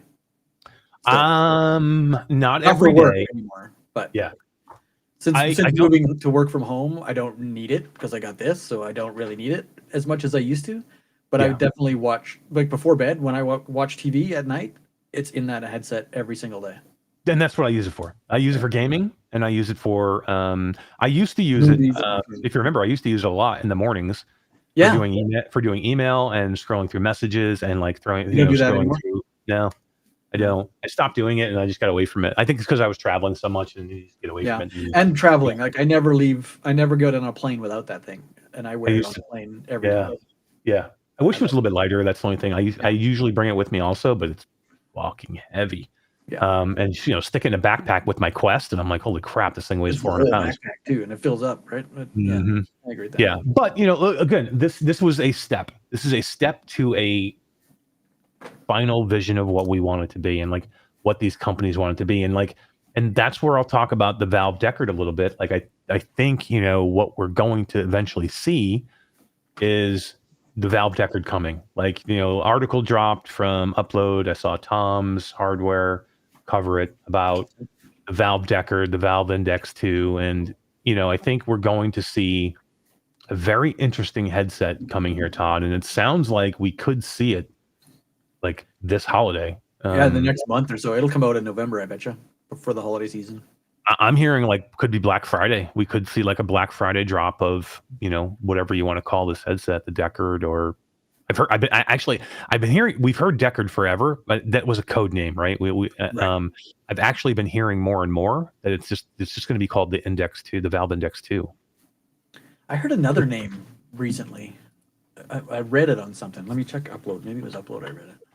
Oh yeah, the frame, the frame. Oh yeah, something like that. Something frame. I did see that too in one of the articles. I don't think it was frame. Valve something frame. I thought it was. Interesting. Yeah.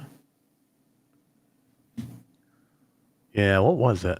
But either way, whatever they call it, I think it's going to be a very interesting headset. I think the Steam frame. Steam frame. That's it. Yeah. Steam frame. Yeah. It's interesting. And if you look at the numbers that they're talking about like in the first year, them producing like 400 to 600,000, or within the first run of them having 400 to 600,000 of them. So, I do believe that if Valve has a decent headset, people will buy it just because it's Valve. Like, you know what I mean? I think that's definitely going to be the sale. And I don't know. I hope they're not going to do what like Ray-Ban did with their display, is have it region locked to US only. Like, I'm hoping 500,000 units is a worldwide number, not just an American number. But I guess we'll see. Yeah, I don't know. I'm curious. I'm curious how they decide they want to like frame this. Like, I know this is going to be a standalone headset. Like, I know that this is going to run. Yeah, it's going to be a wireless PC VR headset with standalone capabilities. It's going to be a Quest 3 competitor. So is it going to have its own store though? So what you're saying, it's a wireless PC VR headset, but isn't going to be more than that? Is it going to be not like? Are you going to have a PC to run it? I think so. I can't see Valve. Well, yeah, I can't see them doing a store for mobile type VR games like Quest does. Like Steam VR games, there's no way it's going to be able to install directly to the headset. There's no way. The tech isn't there yet. But do you think look, and Valve beats to their own drummer, and they don't give a shit about anything because they're Valve. But do you think that they would be like, okay, let's make this let's make this brand new standalone headset and like completely say, I don't give a fuck about the market that doesn't have a PC. That's a big market. Like how think about the Quest, right? Think about the Quest and how many Quests we know are out there. These are all people that don't have PCs or don't have high-end PCs to run PC gaming. You're going to basically ignore that entire market if you go just a PC VR headset. Yeah, but they're 400,000 units. Like in the first 4 years, Meta released 20 million Quest 2s. Well, I mean, I don't think they're only going to make 400,000. I think this is the first run. They're going to do 406,000 this first run, and then I think they want to, hopefully continue to make more and more and more. I don't think Meta made like. I don't know. I think it's a huge undertaking to compete with a mobile store with your own store. I'm sure they could do it, and like you say, they've got enough money that they don't care about the competition. Really, they just do what they want to do. But that would be cool. That would be a super competitor in the market. But we've seen HTC try it. We saw the Vive Focus Elite or whatever the hell that thing's called. Mm-hmm. Tried it. No one's really been able to successfully compete.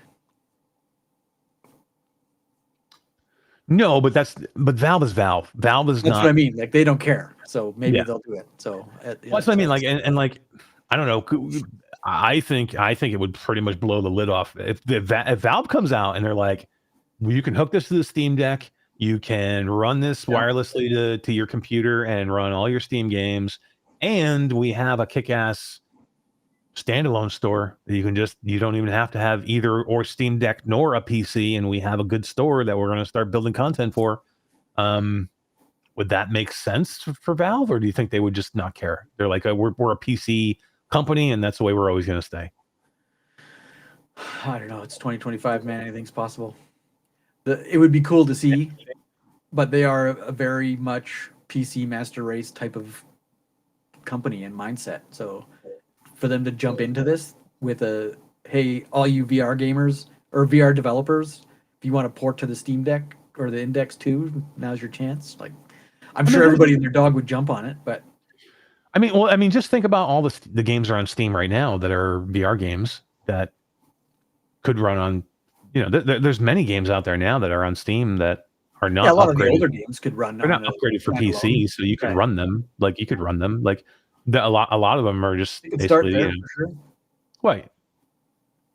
I'm curious as to specs. Like would they make right? If we knew the hardware, you'd be a little bit more inclined to speculate. I think. And that's it. Would they make it easy enough to port? Like if you already had a Quest version and it was basically a mirror of the Quest, like Pico. Right? Like Pico is smart. Pico came in and they're like, okay, we're going to basically just make a different Quest. We call it a Pico because it's exactly the same thing. The porting of a Quest game to Pico is probably one of the easiest things you'll do because it's pretty much a mirror of a Quest. Kind of the same thing I think Google probably is going to do. Let's make it as easy as possible for a conversion from a Quest to this headset. So, why wouldn't you? Why wouldn't you make it easy for developers to bring your game or their game to your platform? So I don't know but again, I don't know what Valve specs are like, if they'll have a standalone store at all. Like, I'm very curious to see how they want to pitch this headset. Like, I do believe it's going to hook to the Steam Deck for sure. Oh, for sure. Yeah, wirelessly to the Steam Deck. Yeah. I completely believe that. And I already know it's going to wirelessly connect to PCs because they've already installed all the drivers and stuff in the back end of Steam. So that's going to work. How about AR? You think it's going to have mixed reality? I think it'll That's a good one. I think it'll Eye track. only have mixed reality if it has a standalone store. If it's going to just be a PC VR headset, there are no PC VR games that are mixed reality because none of the PC VR headsets have cameras. Right. Like a dedicated headset. The mixed headsets, like that Vive Focus Elite or whatever it's called, and the Quest obviously is, both ecosystems, so it can use the cameras. But if it doesn't have the need for them, why would you add that expense and that extra tech? Like, why bother? It's all inside out tracked, so they don't need base stations that can take all this shit down finally. Yeah, no more base station. How about eye tracking? What do you think? Eye tracking? Oh, that would be awesome. VR chat is such a huge part of the Steam VR community. I think if they didn't have it, it would be a total miss. Yeah, it's just weird. So again, I need to know what Valve's mindset is here, and this headset will tell us what their mindset is. If their mindset is we want to be a fierce competitor in the VR market, then they would be standalone, and they would have mixed reality. If they're just like, hey, we are a gaming headset that also does virtual reality, then they don't give a shit about standalone. Yeah. Then they don't care about mixed reality. They probably don't care about eye tracking that much. I think that eye tracking would be a big thing, especially for like racing sim games. And it's expensive though. Like if you're rendering, it's expensive. Like, I mean, it would make sense if they would, but like, again, like I don't know. I need to know what their goal is here. Again, if their goal is to be, we want you to play every one of your flat Steam games inside of headset, like the Apple, like we just talked about the Apple Vision Pro, right? They want you to basically sit down on your couch, grab your Xbox 360 controller, and wirelessly hook your Valve Deckard or Valve Index 2 to your PC and play every game that you have on your Steam library on flat screen. And that's how you're going to game from now on. And you're going to be able to do VR. And you'll be able to play VR games on it. And you'll be able to hook it to your Steam Deck and play games from the Steam Deck in that, either in VR or in just an immersive mode, regular gaming. Right? I think that's all it needs. It'd be an interesting play. It would be, I can tell you this. It would be more Valve. It would be a more Valve move if they were like, fuck standalone.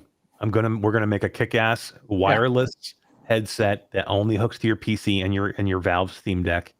And we don't really care about standalone. We care about immersive flat gaming inside a headset and VR and PC VR gaming inside the headset. Think about the back end of standalone. That's a whole department of people that you need to have on staff constantly for porting, tech support, sales. Like, being that we deal with Meta in the back end and we see all of this stuff, like there's a whole army of people that deal with this. And Steam doesn't have that. They don't have the need for that. So that, I don't see it, but I don't know. If I knew exactly what was in the headset, then maybe you could speculate a little bit more accurately, but I think we're going to know soon.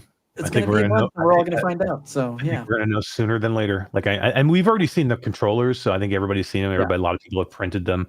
I've seen. We got some more people stopping. I just want to say hi to Nitro Wolf 902. Brandon VR is here. Mind Jive has been here for a while, and I just want to call him out. Hey, what's up, everybody? How are you doing? Somebody asked a question too, and I missed it. Becky P says, "Is Steam's headset rumored to be out Christmas this year, or is it 2027? And it is this year. It's in the next month. This is coming. Rumor. We don't know for sure. And when I say it, I'm telling you what I think. And I'm just telling you what I. The articles I've been reading on Upload and Mixed Reality, like everyone seems to be speculating the same thing. So it would be very Valve to pop a headset out in the midst of where Meta is not dropping a headset. You know what I mean? Yeah. Literally, what I thought they were going to do is what they do all the time. Valve does cheeky shit, man. Like right in the middle of Connect, drop a headset. I thought they were going to do it in the middle of Meta Connect. like the day of the keynote by Mark Zuckerberg, when they're going through and they're talking about their new displays. Yeah. How cool would it have been if Valve was like, hey, guess what? VR headset right here. VR headset over here. Yeah. Every YouTube channel would have switched. The biggest VR companies would have dropped. Like it would have been amazing. Right in the middle of the biggest VR company's keynote address for their biggest their year conference, to be like, hey, VR company over here, new VR headset over here. Have you heard of us? We're Steam. Yeah, we're Valve. Come hang out with us. Come hang out. I do think, I am very much under the belief that we will see it this year. It will. We know it's going to have controllers. I'm pretty sure it's going to hook to the Steam Deck in some way. Don't know about standalone. I do think it's going to be a good headset. Valve knows how to make a good headset. They just do. Valve made the first HTC Vive with HTC. That was a lot of Valve that did that. Yeah. So that was, and for me, that was the last good HTC headset too, by the way. I mean, there's been a couple in the middle, but like nothing great like the original HTC Vive. Yeah, I agree. Valve knows how to make a good headset. The Index was a great headset. Like, was it big? Was it freaking bulky? Was it heavy? But did it look for the time? Did it look beautiful? Hell yeah. Not only did it look beautiful, but it sounded beautiful. Like to the point it had where great it's audio. one of the best sounding headsets today. It's amazing that have you grabbed that headset in a while? No, it's behind me. Shit, dude, it is so fucking heavy. Like, oh really? So big and bulky. Like we make fun of Pimax now. Dude, go grab your Index. That thing was huge. It was huge. It was heavy. It had wires out the asshole. Oh my god, dude! That was dumb. Yeah. I think the Index is 6 years old now. And do you know that they still sell that thing for $1,000 on Steam? Still, yep. They never dropped the price. I think it's still $9.99. It is, yep. Crazy. And actually, last I saw, you can't even get it with base stations anymore. You have to buy them separately. Probably not. I think they got rid of. I think I got rid of base stations. Todd, we have a $10 super chat from Poppin' Fresh. Says, Eric and Todd, welcome back. Quick question: when you get a moment, what prescription lens you recommend for the PlayStation VR 2? I wear glasses that keep fogging up when gaming after a few hours. Thanks. That would be a great question for the blind one, Todd. Do I have glasses in my PlayStation VR 2? You know what? I'm going to look. I don't remember. Give me a second. I mean, there are a couple I would recommend. Oh God, what's their names, Todd? Real Optics. Yeah, Real Optics. Thank you. I was like, Real Optics, I know, makes some great lenses. They have been a great friend of the channel for over the years. They've sent us a whole bunch of stuff. I don't wear glasses normally. These are not prescription. These are just my Meta Ray-Ban glasses. I'm pretty sure these are Real Optics lenses. I'm like 99% sure. And what were those in?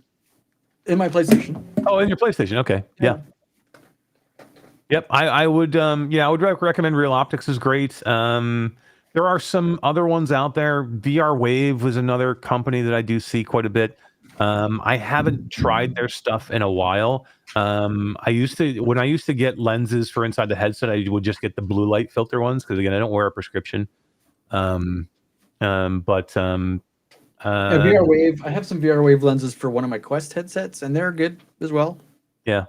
Real Optics has always been good because they have like flat rate pricing. It doesn't matter what your prescription is. They're like $80 or whatever the price is. It's the same no matter what. Where a lot of these other companies, it seems like the worse your eyes are, the more they charge you. Like it's your fault. Yeah. A couple other people dropping in here. We have Inferno 9 dropping in. Old Darth is here. Philosix, what's up? What's up, everybody? Thanks for stopping in. I love seeing man. Todd, I didn't know how many people we were gonna have tonight, to be honest. I talked to Todd. I'm like, Todd, if we get a whole 5 people, 6 people, I'd be happy. 6 months since we've been on the air, dude. We're going in on 2 hours here, and we've been doing pretty good, kind of talking about everything. And Technoglitch says the Valve Index headset is out of stock. Is it? I saw it listed on their website not too long ago. Is it just out of stock? Stock? That's interesting. Like I remember seeing it on Steam not that long ago. I mean, it's been a little while since I checked, but I thought it was still listed there. Let me look. Is it? Let me look. Let's I'm check. Looking through hardware.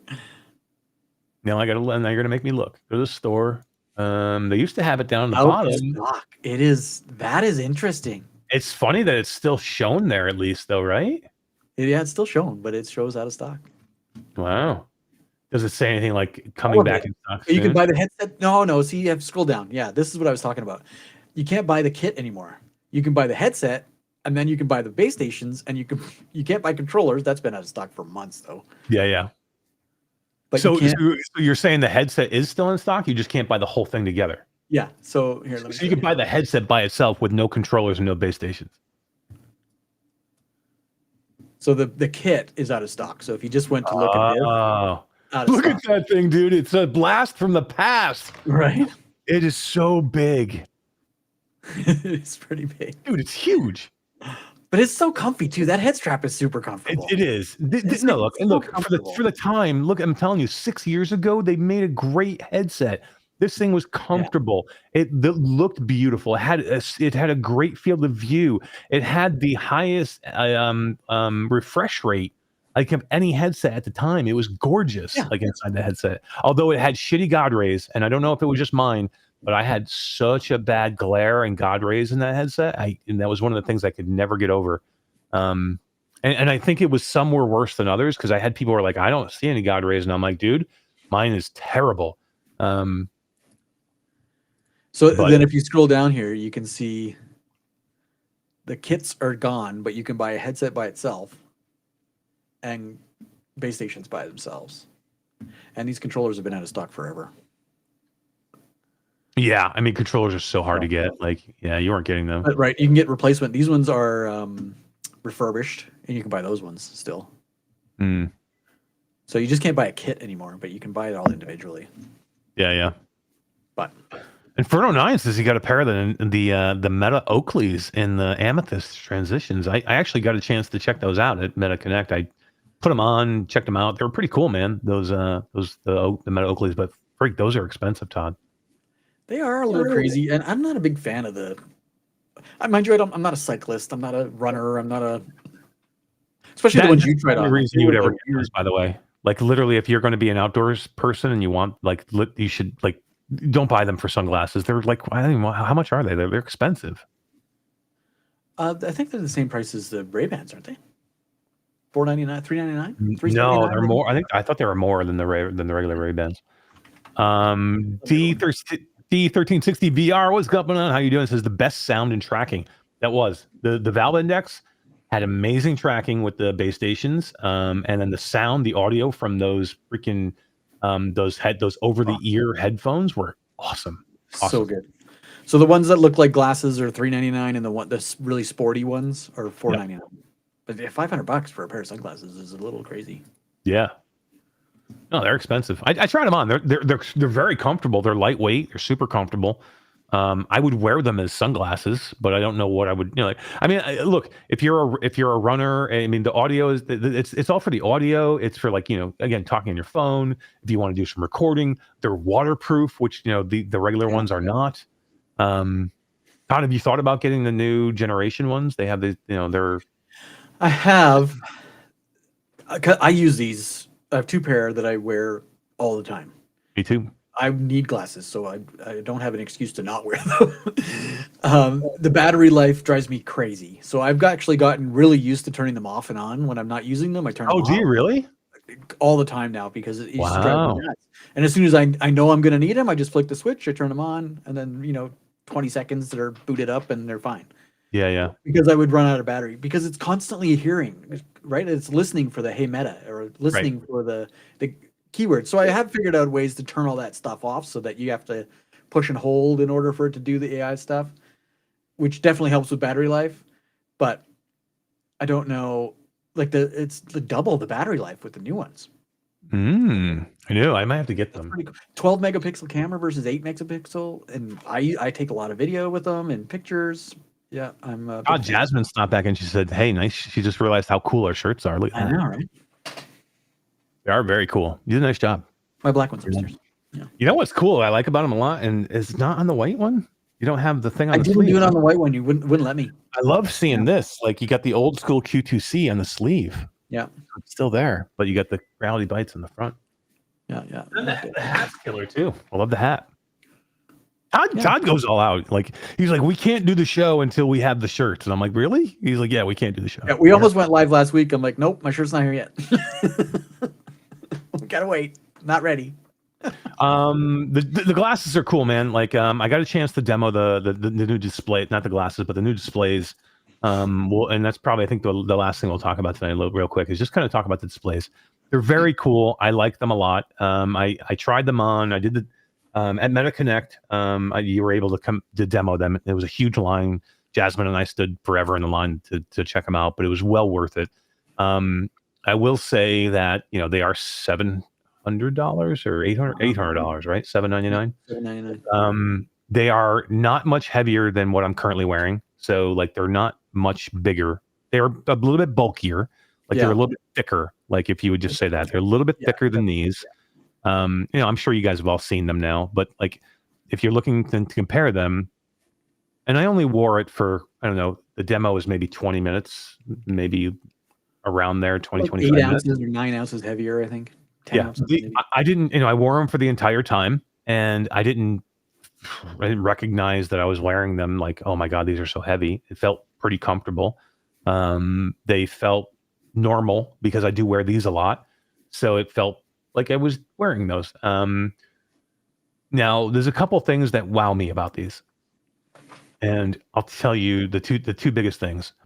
The displays themselves are very small in the bottom right corner.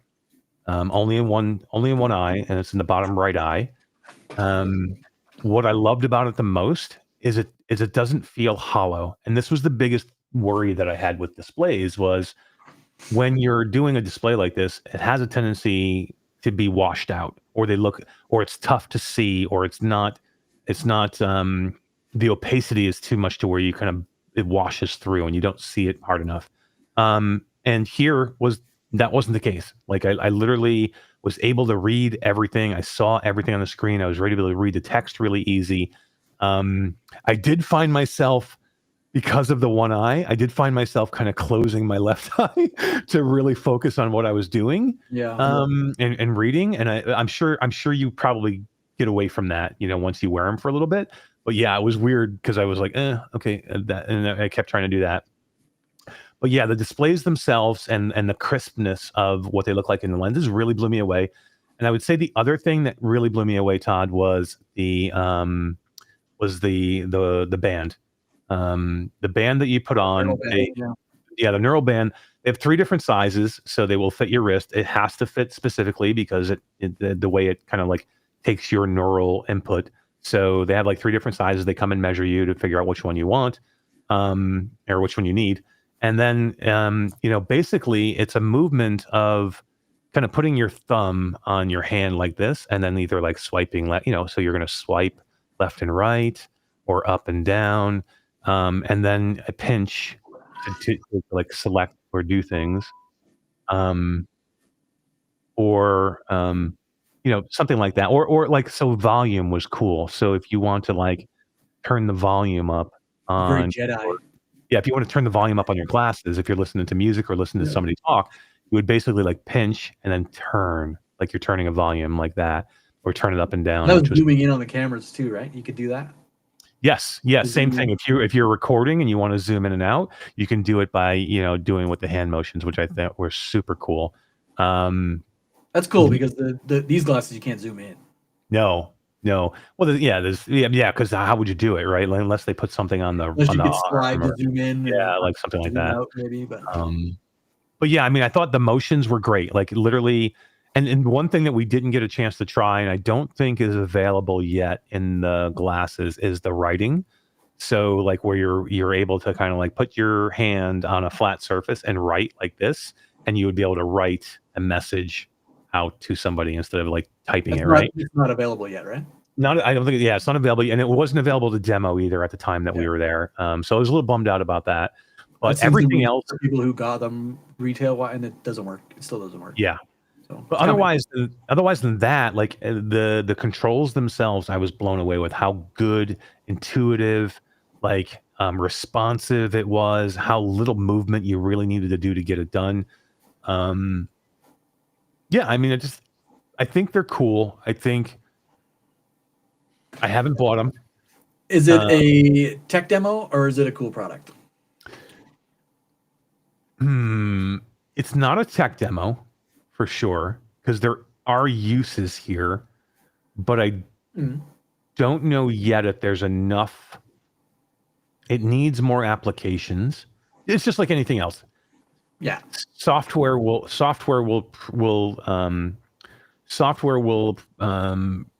predict how well this does. So like, or will dictate how well this does, right? So the whole idea of it now is, you can get messages, you can talk, you can listen to music, and you can like see the images, and you can see your video that you've recorded in your displays. I was talking to Jasmine. Jasmine does have them. Check out her channel. She made some great videos on them, and she's like, there's like one application game in there that you can do, and I can't remember what she said it was, but Hype or something. But she said she's been playing it a lot, and it's cool. But there's only one thing there right now for you to do. So, at $7.99, it's super cool. I will say one thing also: the dedicated audio is great. And I don't know can't remember the actual name of it, but when you're in a crowd of people, and you can look and focus, you don't have to look. You could have it focused audio on, or something. you can focus the audio on one person. So if you're at a concert, or if you're in a loud party and you want to hear what somebody's saying, you can focus on them, and their voice will come through your speakers of your on your glasses. I have that in these. I have my hearing aids. I have an AI chip in them. Okay. In a room with loud, like if I'm in a convention or something, I can tap my ear and it turns on what's called Sphere, and it's like a 6-foot bubble around me, and everything else gets muted. And if you're standing within 6 feet of me, your voice gets amplified. Yes, thank you, Jazz. Hypertrail, it's called. That's cool, Todd, that you have that in your. Yeah, there's a new kind of tech this year for hearing aids, but I thought that was cool. They did that demo. Yeah, they did that demo there, and I was able. So like the person doing the demo was kind of standing behind me, and he was speaking, and I was able to, and I was able to like look away from him, but still hear his audio very crisply and cleanly in the headset. I think the translation works very, very well, and that's one of the cool things of it. Again, I don't know if I would recommend that you go out and buy these yet. Again, I think they're extremely cool, and if you like displays and if you're into tech and hardware, then maybe it's a great purchase. And if you don't have glasses already, I'd like to see a little bit more. I'd like to see a little bit more functionality, I guess, in the applications that are in there, and that will come, right? I mean, Meta announced at Connect that they're going to open up the SDK to developers, so we will see things coming that will allow you to do more things in there. Hypertrail is the game. That's what it is. That's the game, right? Yeah, that's the game. Hypertrail. And she says she loves it and she's playing it all the time, so it's cool. But like, I want to see, if we can see more of those things. Like, I don't think it's gonna be like a thing you want to game on all the time, but I think it's a cool thing that if you're walking or doing something or sitting in your living room and you just want to play something, that's pretty cool. What's Jeff saying? Deckard update live? Yeah, so Brad just tweeted something about Valve Index 2 on one of his Chinese leaker sites. Oh, really? Yeah, and that's the only other thing Jasmine just mentioned. That's a good point too. Is the only other thing with the displays is prescription wise. Well, number one, I think they're only available in the U.S. right now. You can't get them anywhere else, not yet.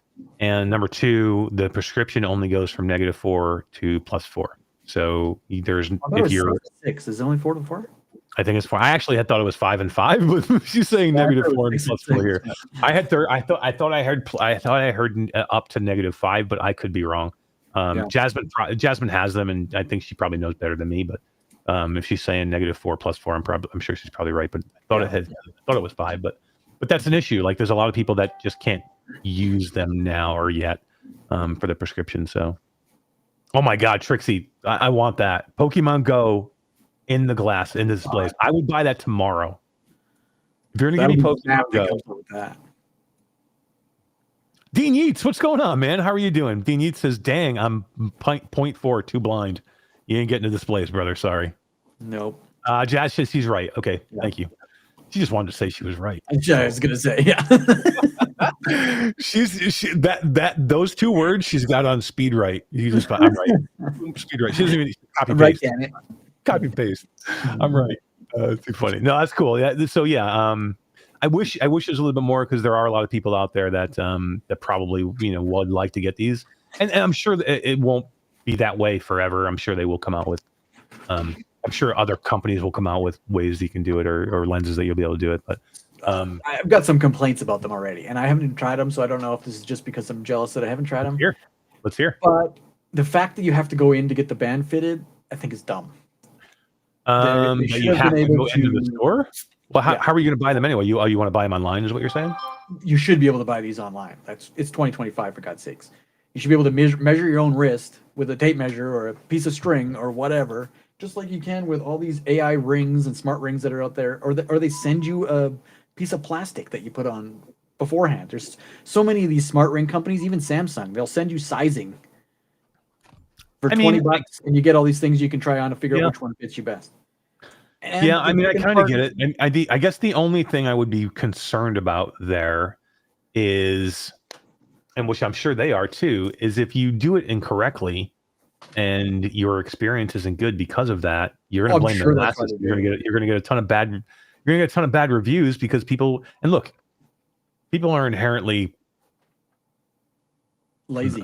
Yeah, well, I'm going to say something else, but all right, people are inherently not technically inept. Is that what you're trying to say? That's a perfect word that I'm trying to say that'd be nice. I could just see a lot of people messing it up, not doing it correctly, getting the wrong size, having it not be a good experience, and then it can be kind of screwed. I will say this, Jasmine went to do hers the day it came out, and I think I'm pretty sure she said that she went there and did the demo that you have to do to get them, and they didn't have the size she needed to go with the glasses that she needed. So she ended up getting a different size band than she probably normally would have gotten. But she said it's been perfect. I'm pretty sure, and she's in chat. I think she can comment on that and too in chat. But again, go check out her channel. Go check out her videos because I think she talks about it there. But I think she said she was a certain size and she ended up having it a different size, and it still works fine. So I don't know how much room for error there are between them. I know they sized me there. I was in size 3. I don't know. That's probably the biggest. I think that's the biggest. If there were more stores, like if Apple does it with their watch straps, apparently I didn't know that. But Apple stores are everywhere. Meta stores aren't everywhere, so they're putting. But you don't have to go to a Meta store. You can go to Best Buy. But still, in some states, it's 2 cities in a state. You got 6 million people in a state, and you got 2 stores that people have to drive all over the damn place to get to. Forget it. That's why I'm thinking tech demo more so than actual retail product. And the other big complaint I have is monocular. I think is a bad idea, especially with color. But the fact that you can't switch it is limiting. Oh, to go to left eye, right eye? They usually have a bad eye. And the fact that they're forcing you to put it in your right eye, I think is a misstep. So you order it in your eye.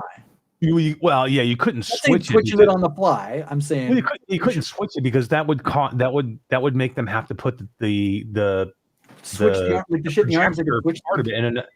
But that's a lot of money. I understand why they're not doing that. Maybe you could buy one that was a right eye, left eye. Maybe that could be. Yeah, that's all I'm saying. Not that you could go in and change it. All right. You could buy a left eye version or a right eye version. I think would be smarter if you're going to use monocular tech. I think, or put it in both eyes, which obviously I know it's going to drive the price up. I get all that. Well, and look, and I'm sure that'll be their next one, right? It'll have 2 for sure.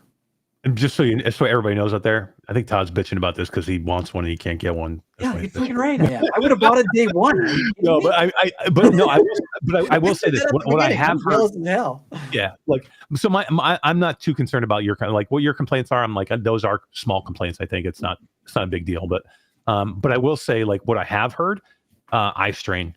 I've heard eye strain because of the monocular and the way it works, and I think that doesn't matter. It's in any eye.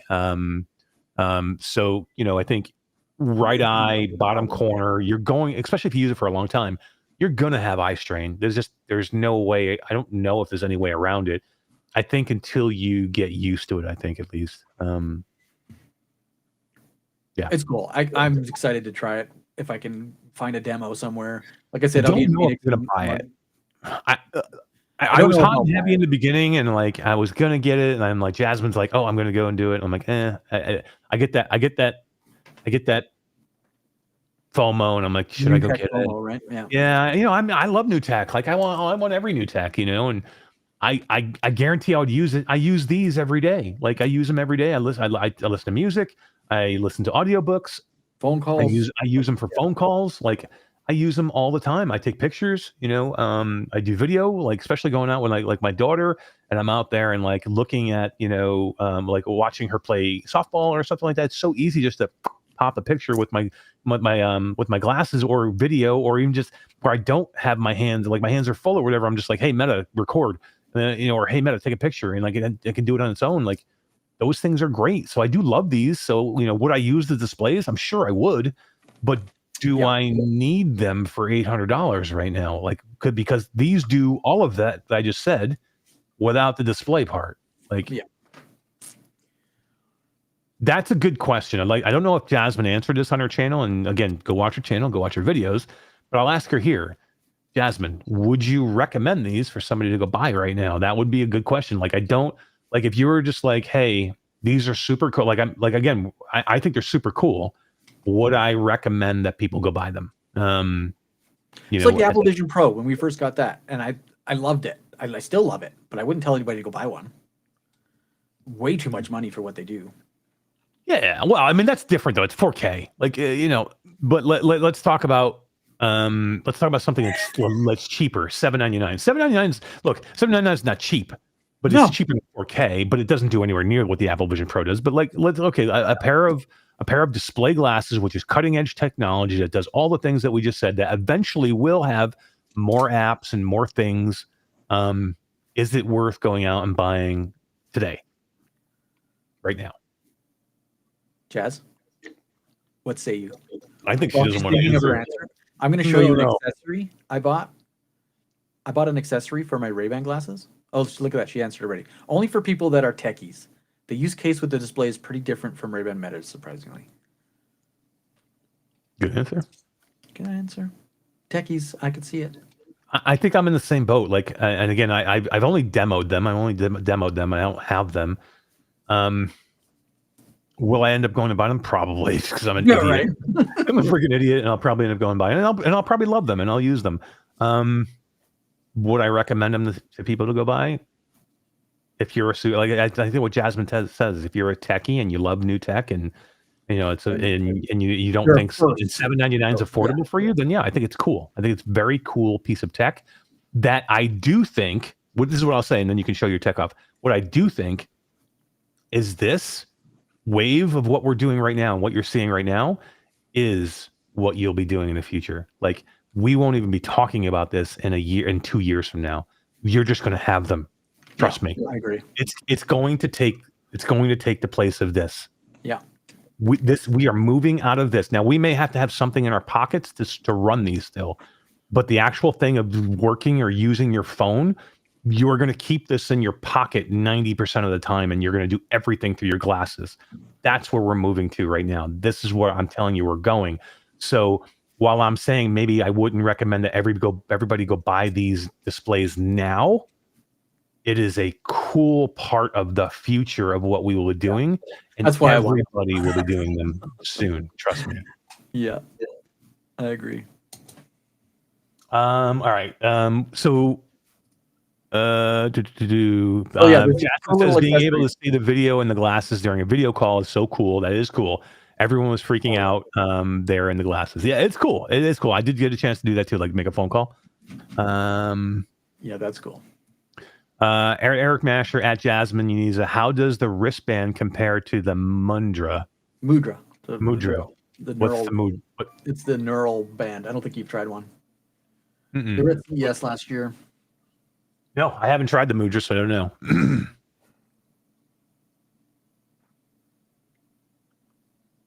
Too funny. One game. You can play one game on there. On the topic of Ray-Ban glasses, I bought this accessory. Oh, this is what you were telling me to go buy, right? You need to get this. I What- have 2 of them now. All right, tell me what it is. So How much? It's like $30 Canadian, so it's probably $20 American. Sweet, send me one. Little contraption.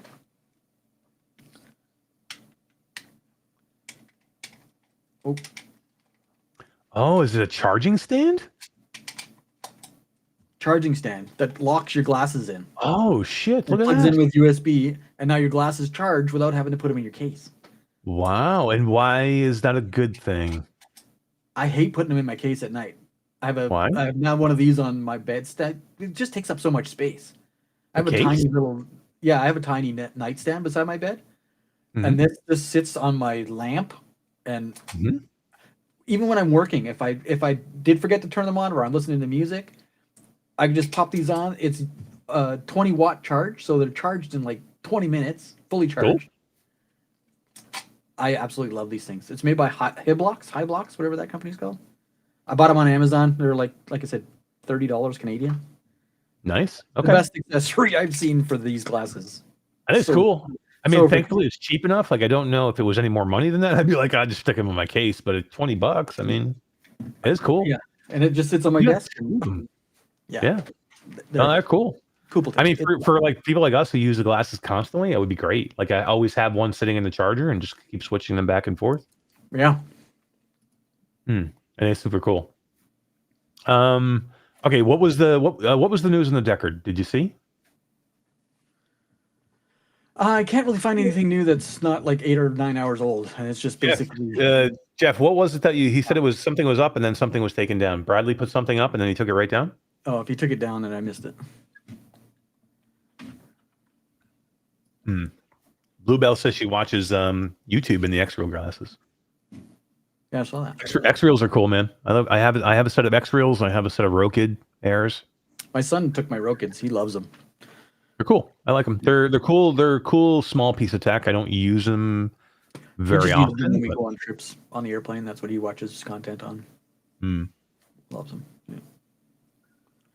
It's cool. All right. I don't know what was happening with the Deckard, but could be cool news. Could be cool news. we'll But see what we can we may find. not have to see it because I think it's time to call this one in a couple hours here. It was a good first show. I would like to say we are going to have Todd. We're going to have a third person join us. Maybe not every week, but a lot of weeks. Yeah. So let's just say this. I don't know, and maybe he can come on when he comes on to tell you guys what's happening with Between Realities. But Skeeva is going to start joining us on Reality Bytes, and he's going to hang out and do us and be a third with us.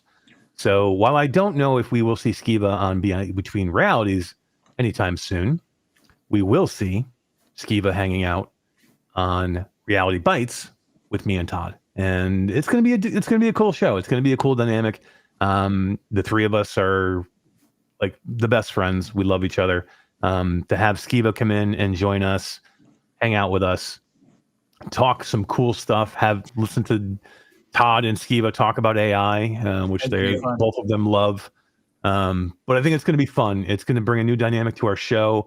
And like I said, I don't know if he'll be here every week, but he'll be here a lot. Let's put it that way. So he'll be joining us a lot. And I think it has been too long since Skeeva has had a voice in the VR community to kind of like talk about cool things. And I'm happy that you and I are able to give him an avenue to come on and talk about. I'm super stoked. We had an hour conversation today about what we're going to talk about and things that we want to touch on, and we have some cool concepts that we're going to have prepared for next week. It's going to be neat.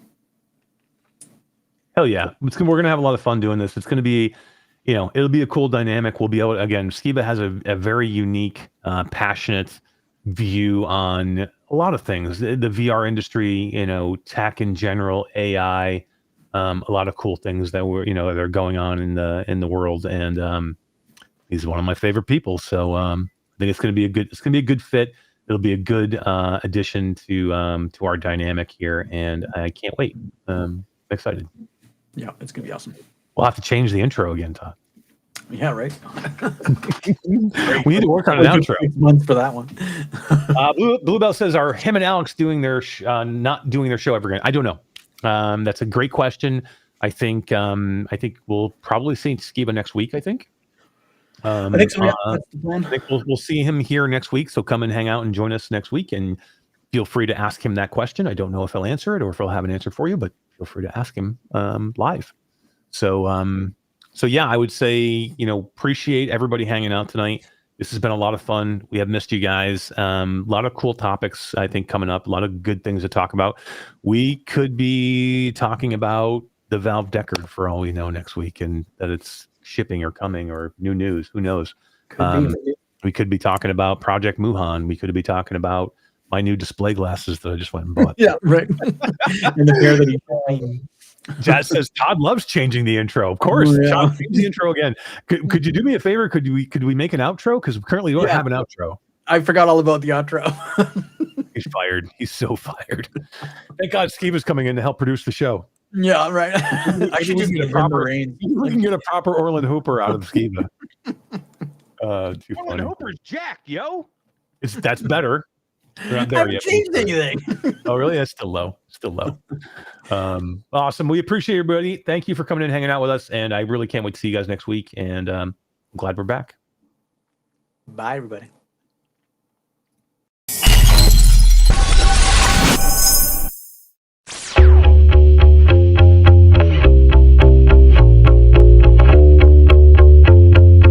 Do you have a maple leaf tattooed on your hand? I do not have maple leaf. Oh, that was like a Canadian law that everybody gets branded with it. It's a birthmark. It's not a tattoo. We're just born that way. Birthmark. We've had so many people DMing us and leaving comments on our YouTube videos about how terrible Trombone Champ's going to do and the company's going to go bankrupt. To see it do so well on launch day was just like, you know what? That guy can kiss my ass.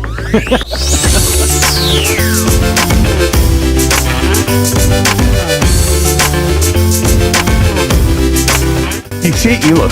You lose 85 pounds, you shave your beard, you put some glasses on, people are like, oh, it's not even, they don't look like you anymore. Yeah, what the fuck? Get fat in your beard, damn it.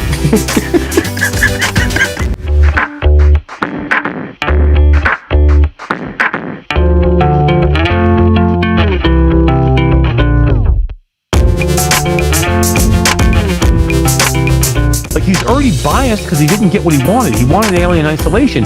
If you want Alien Isolation, asshole, go play Alien Isolation.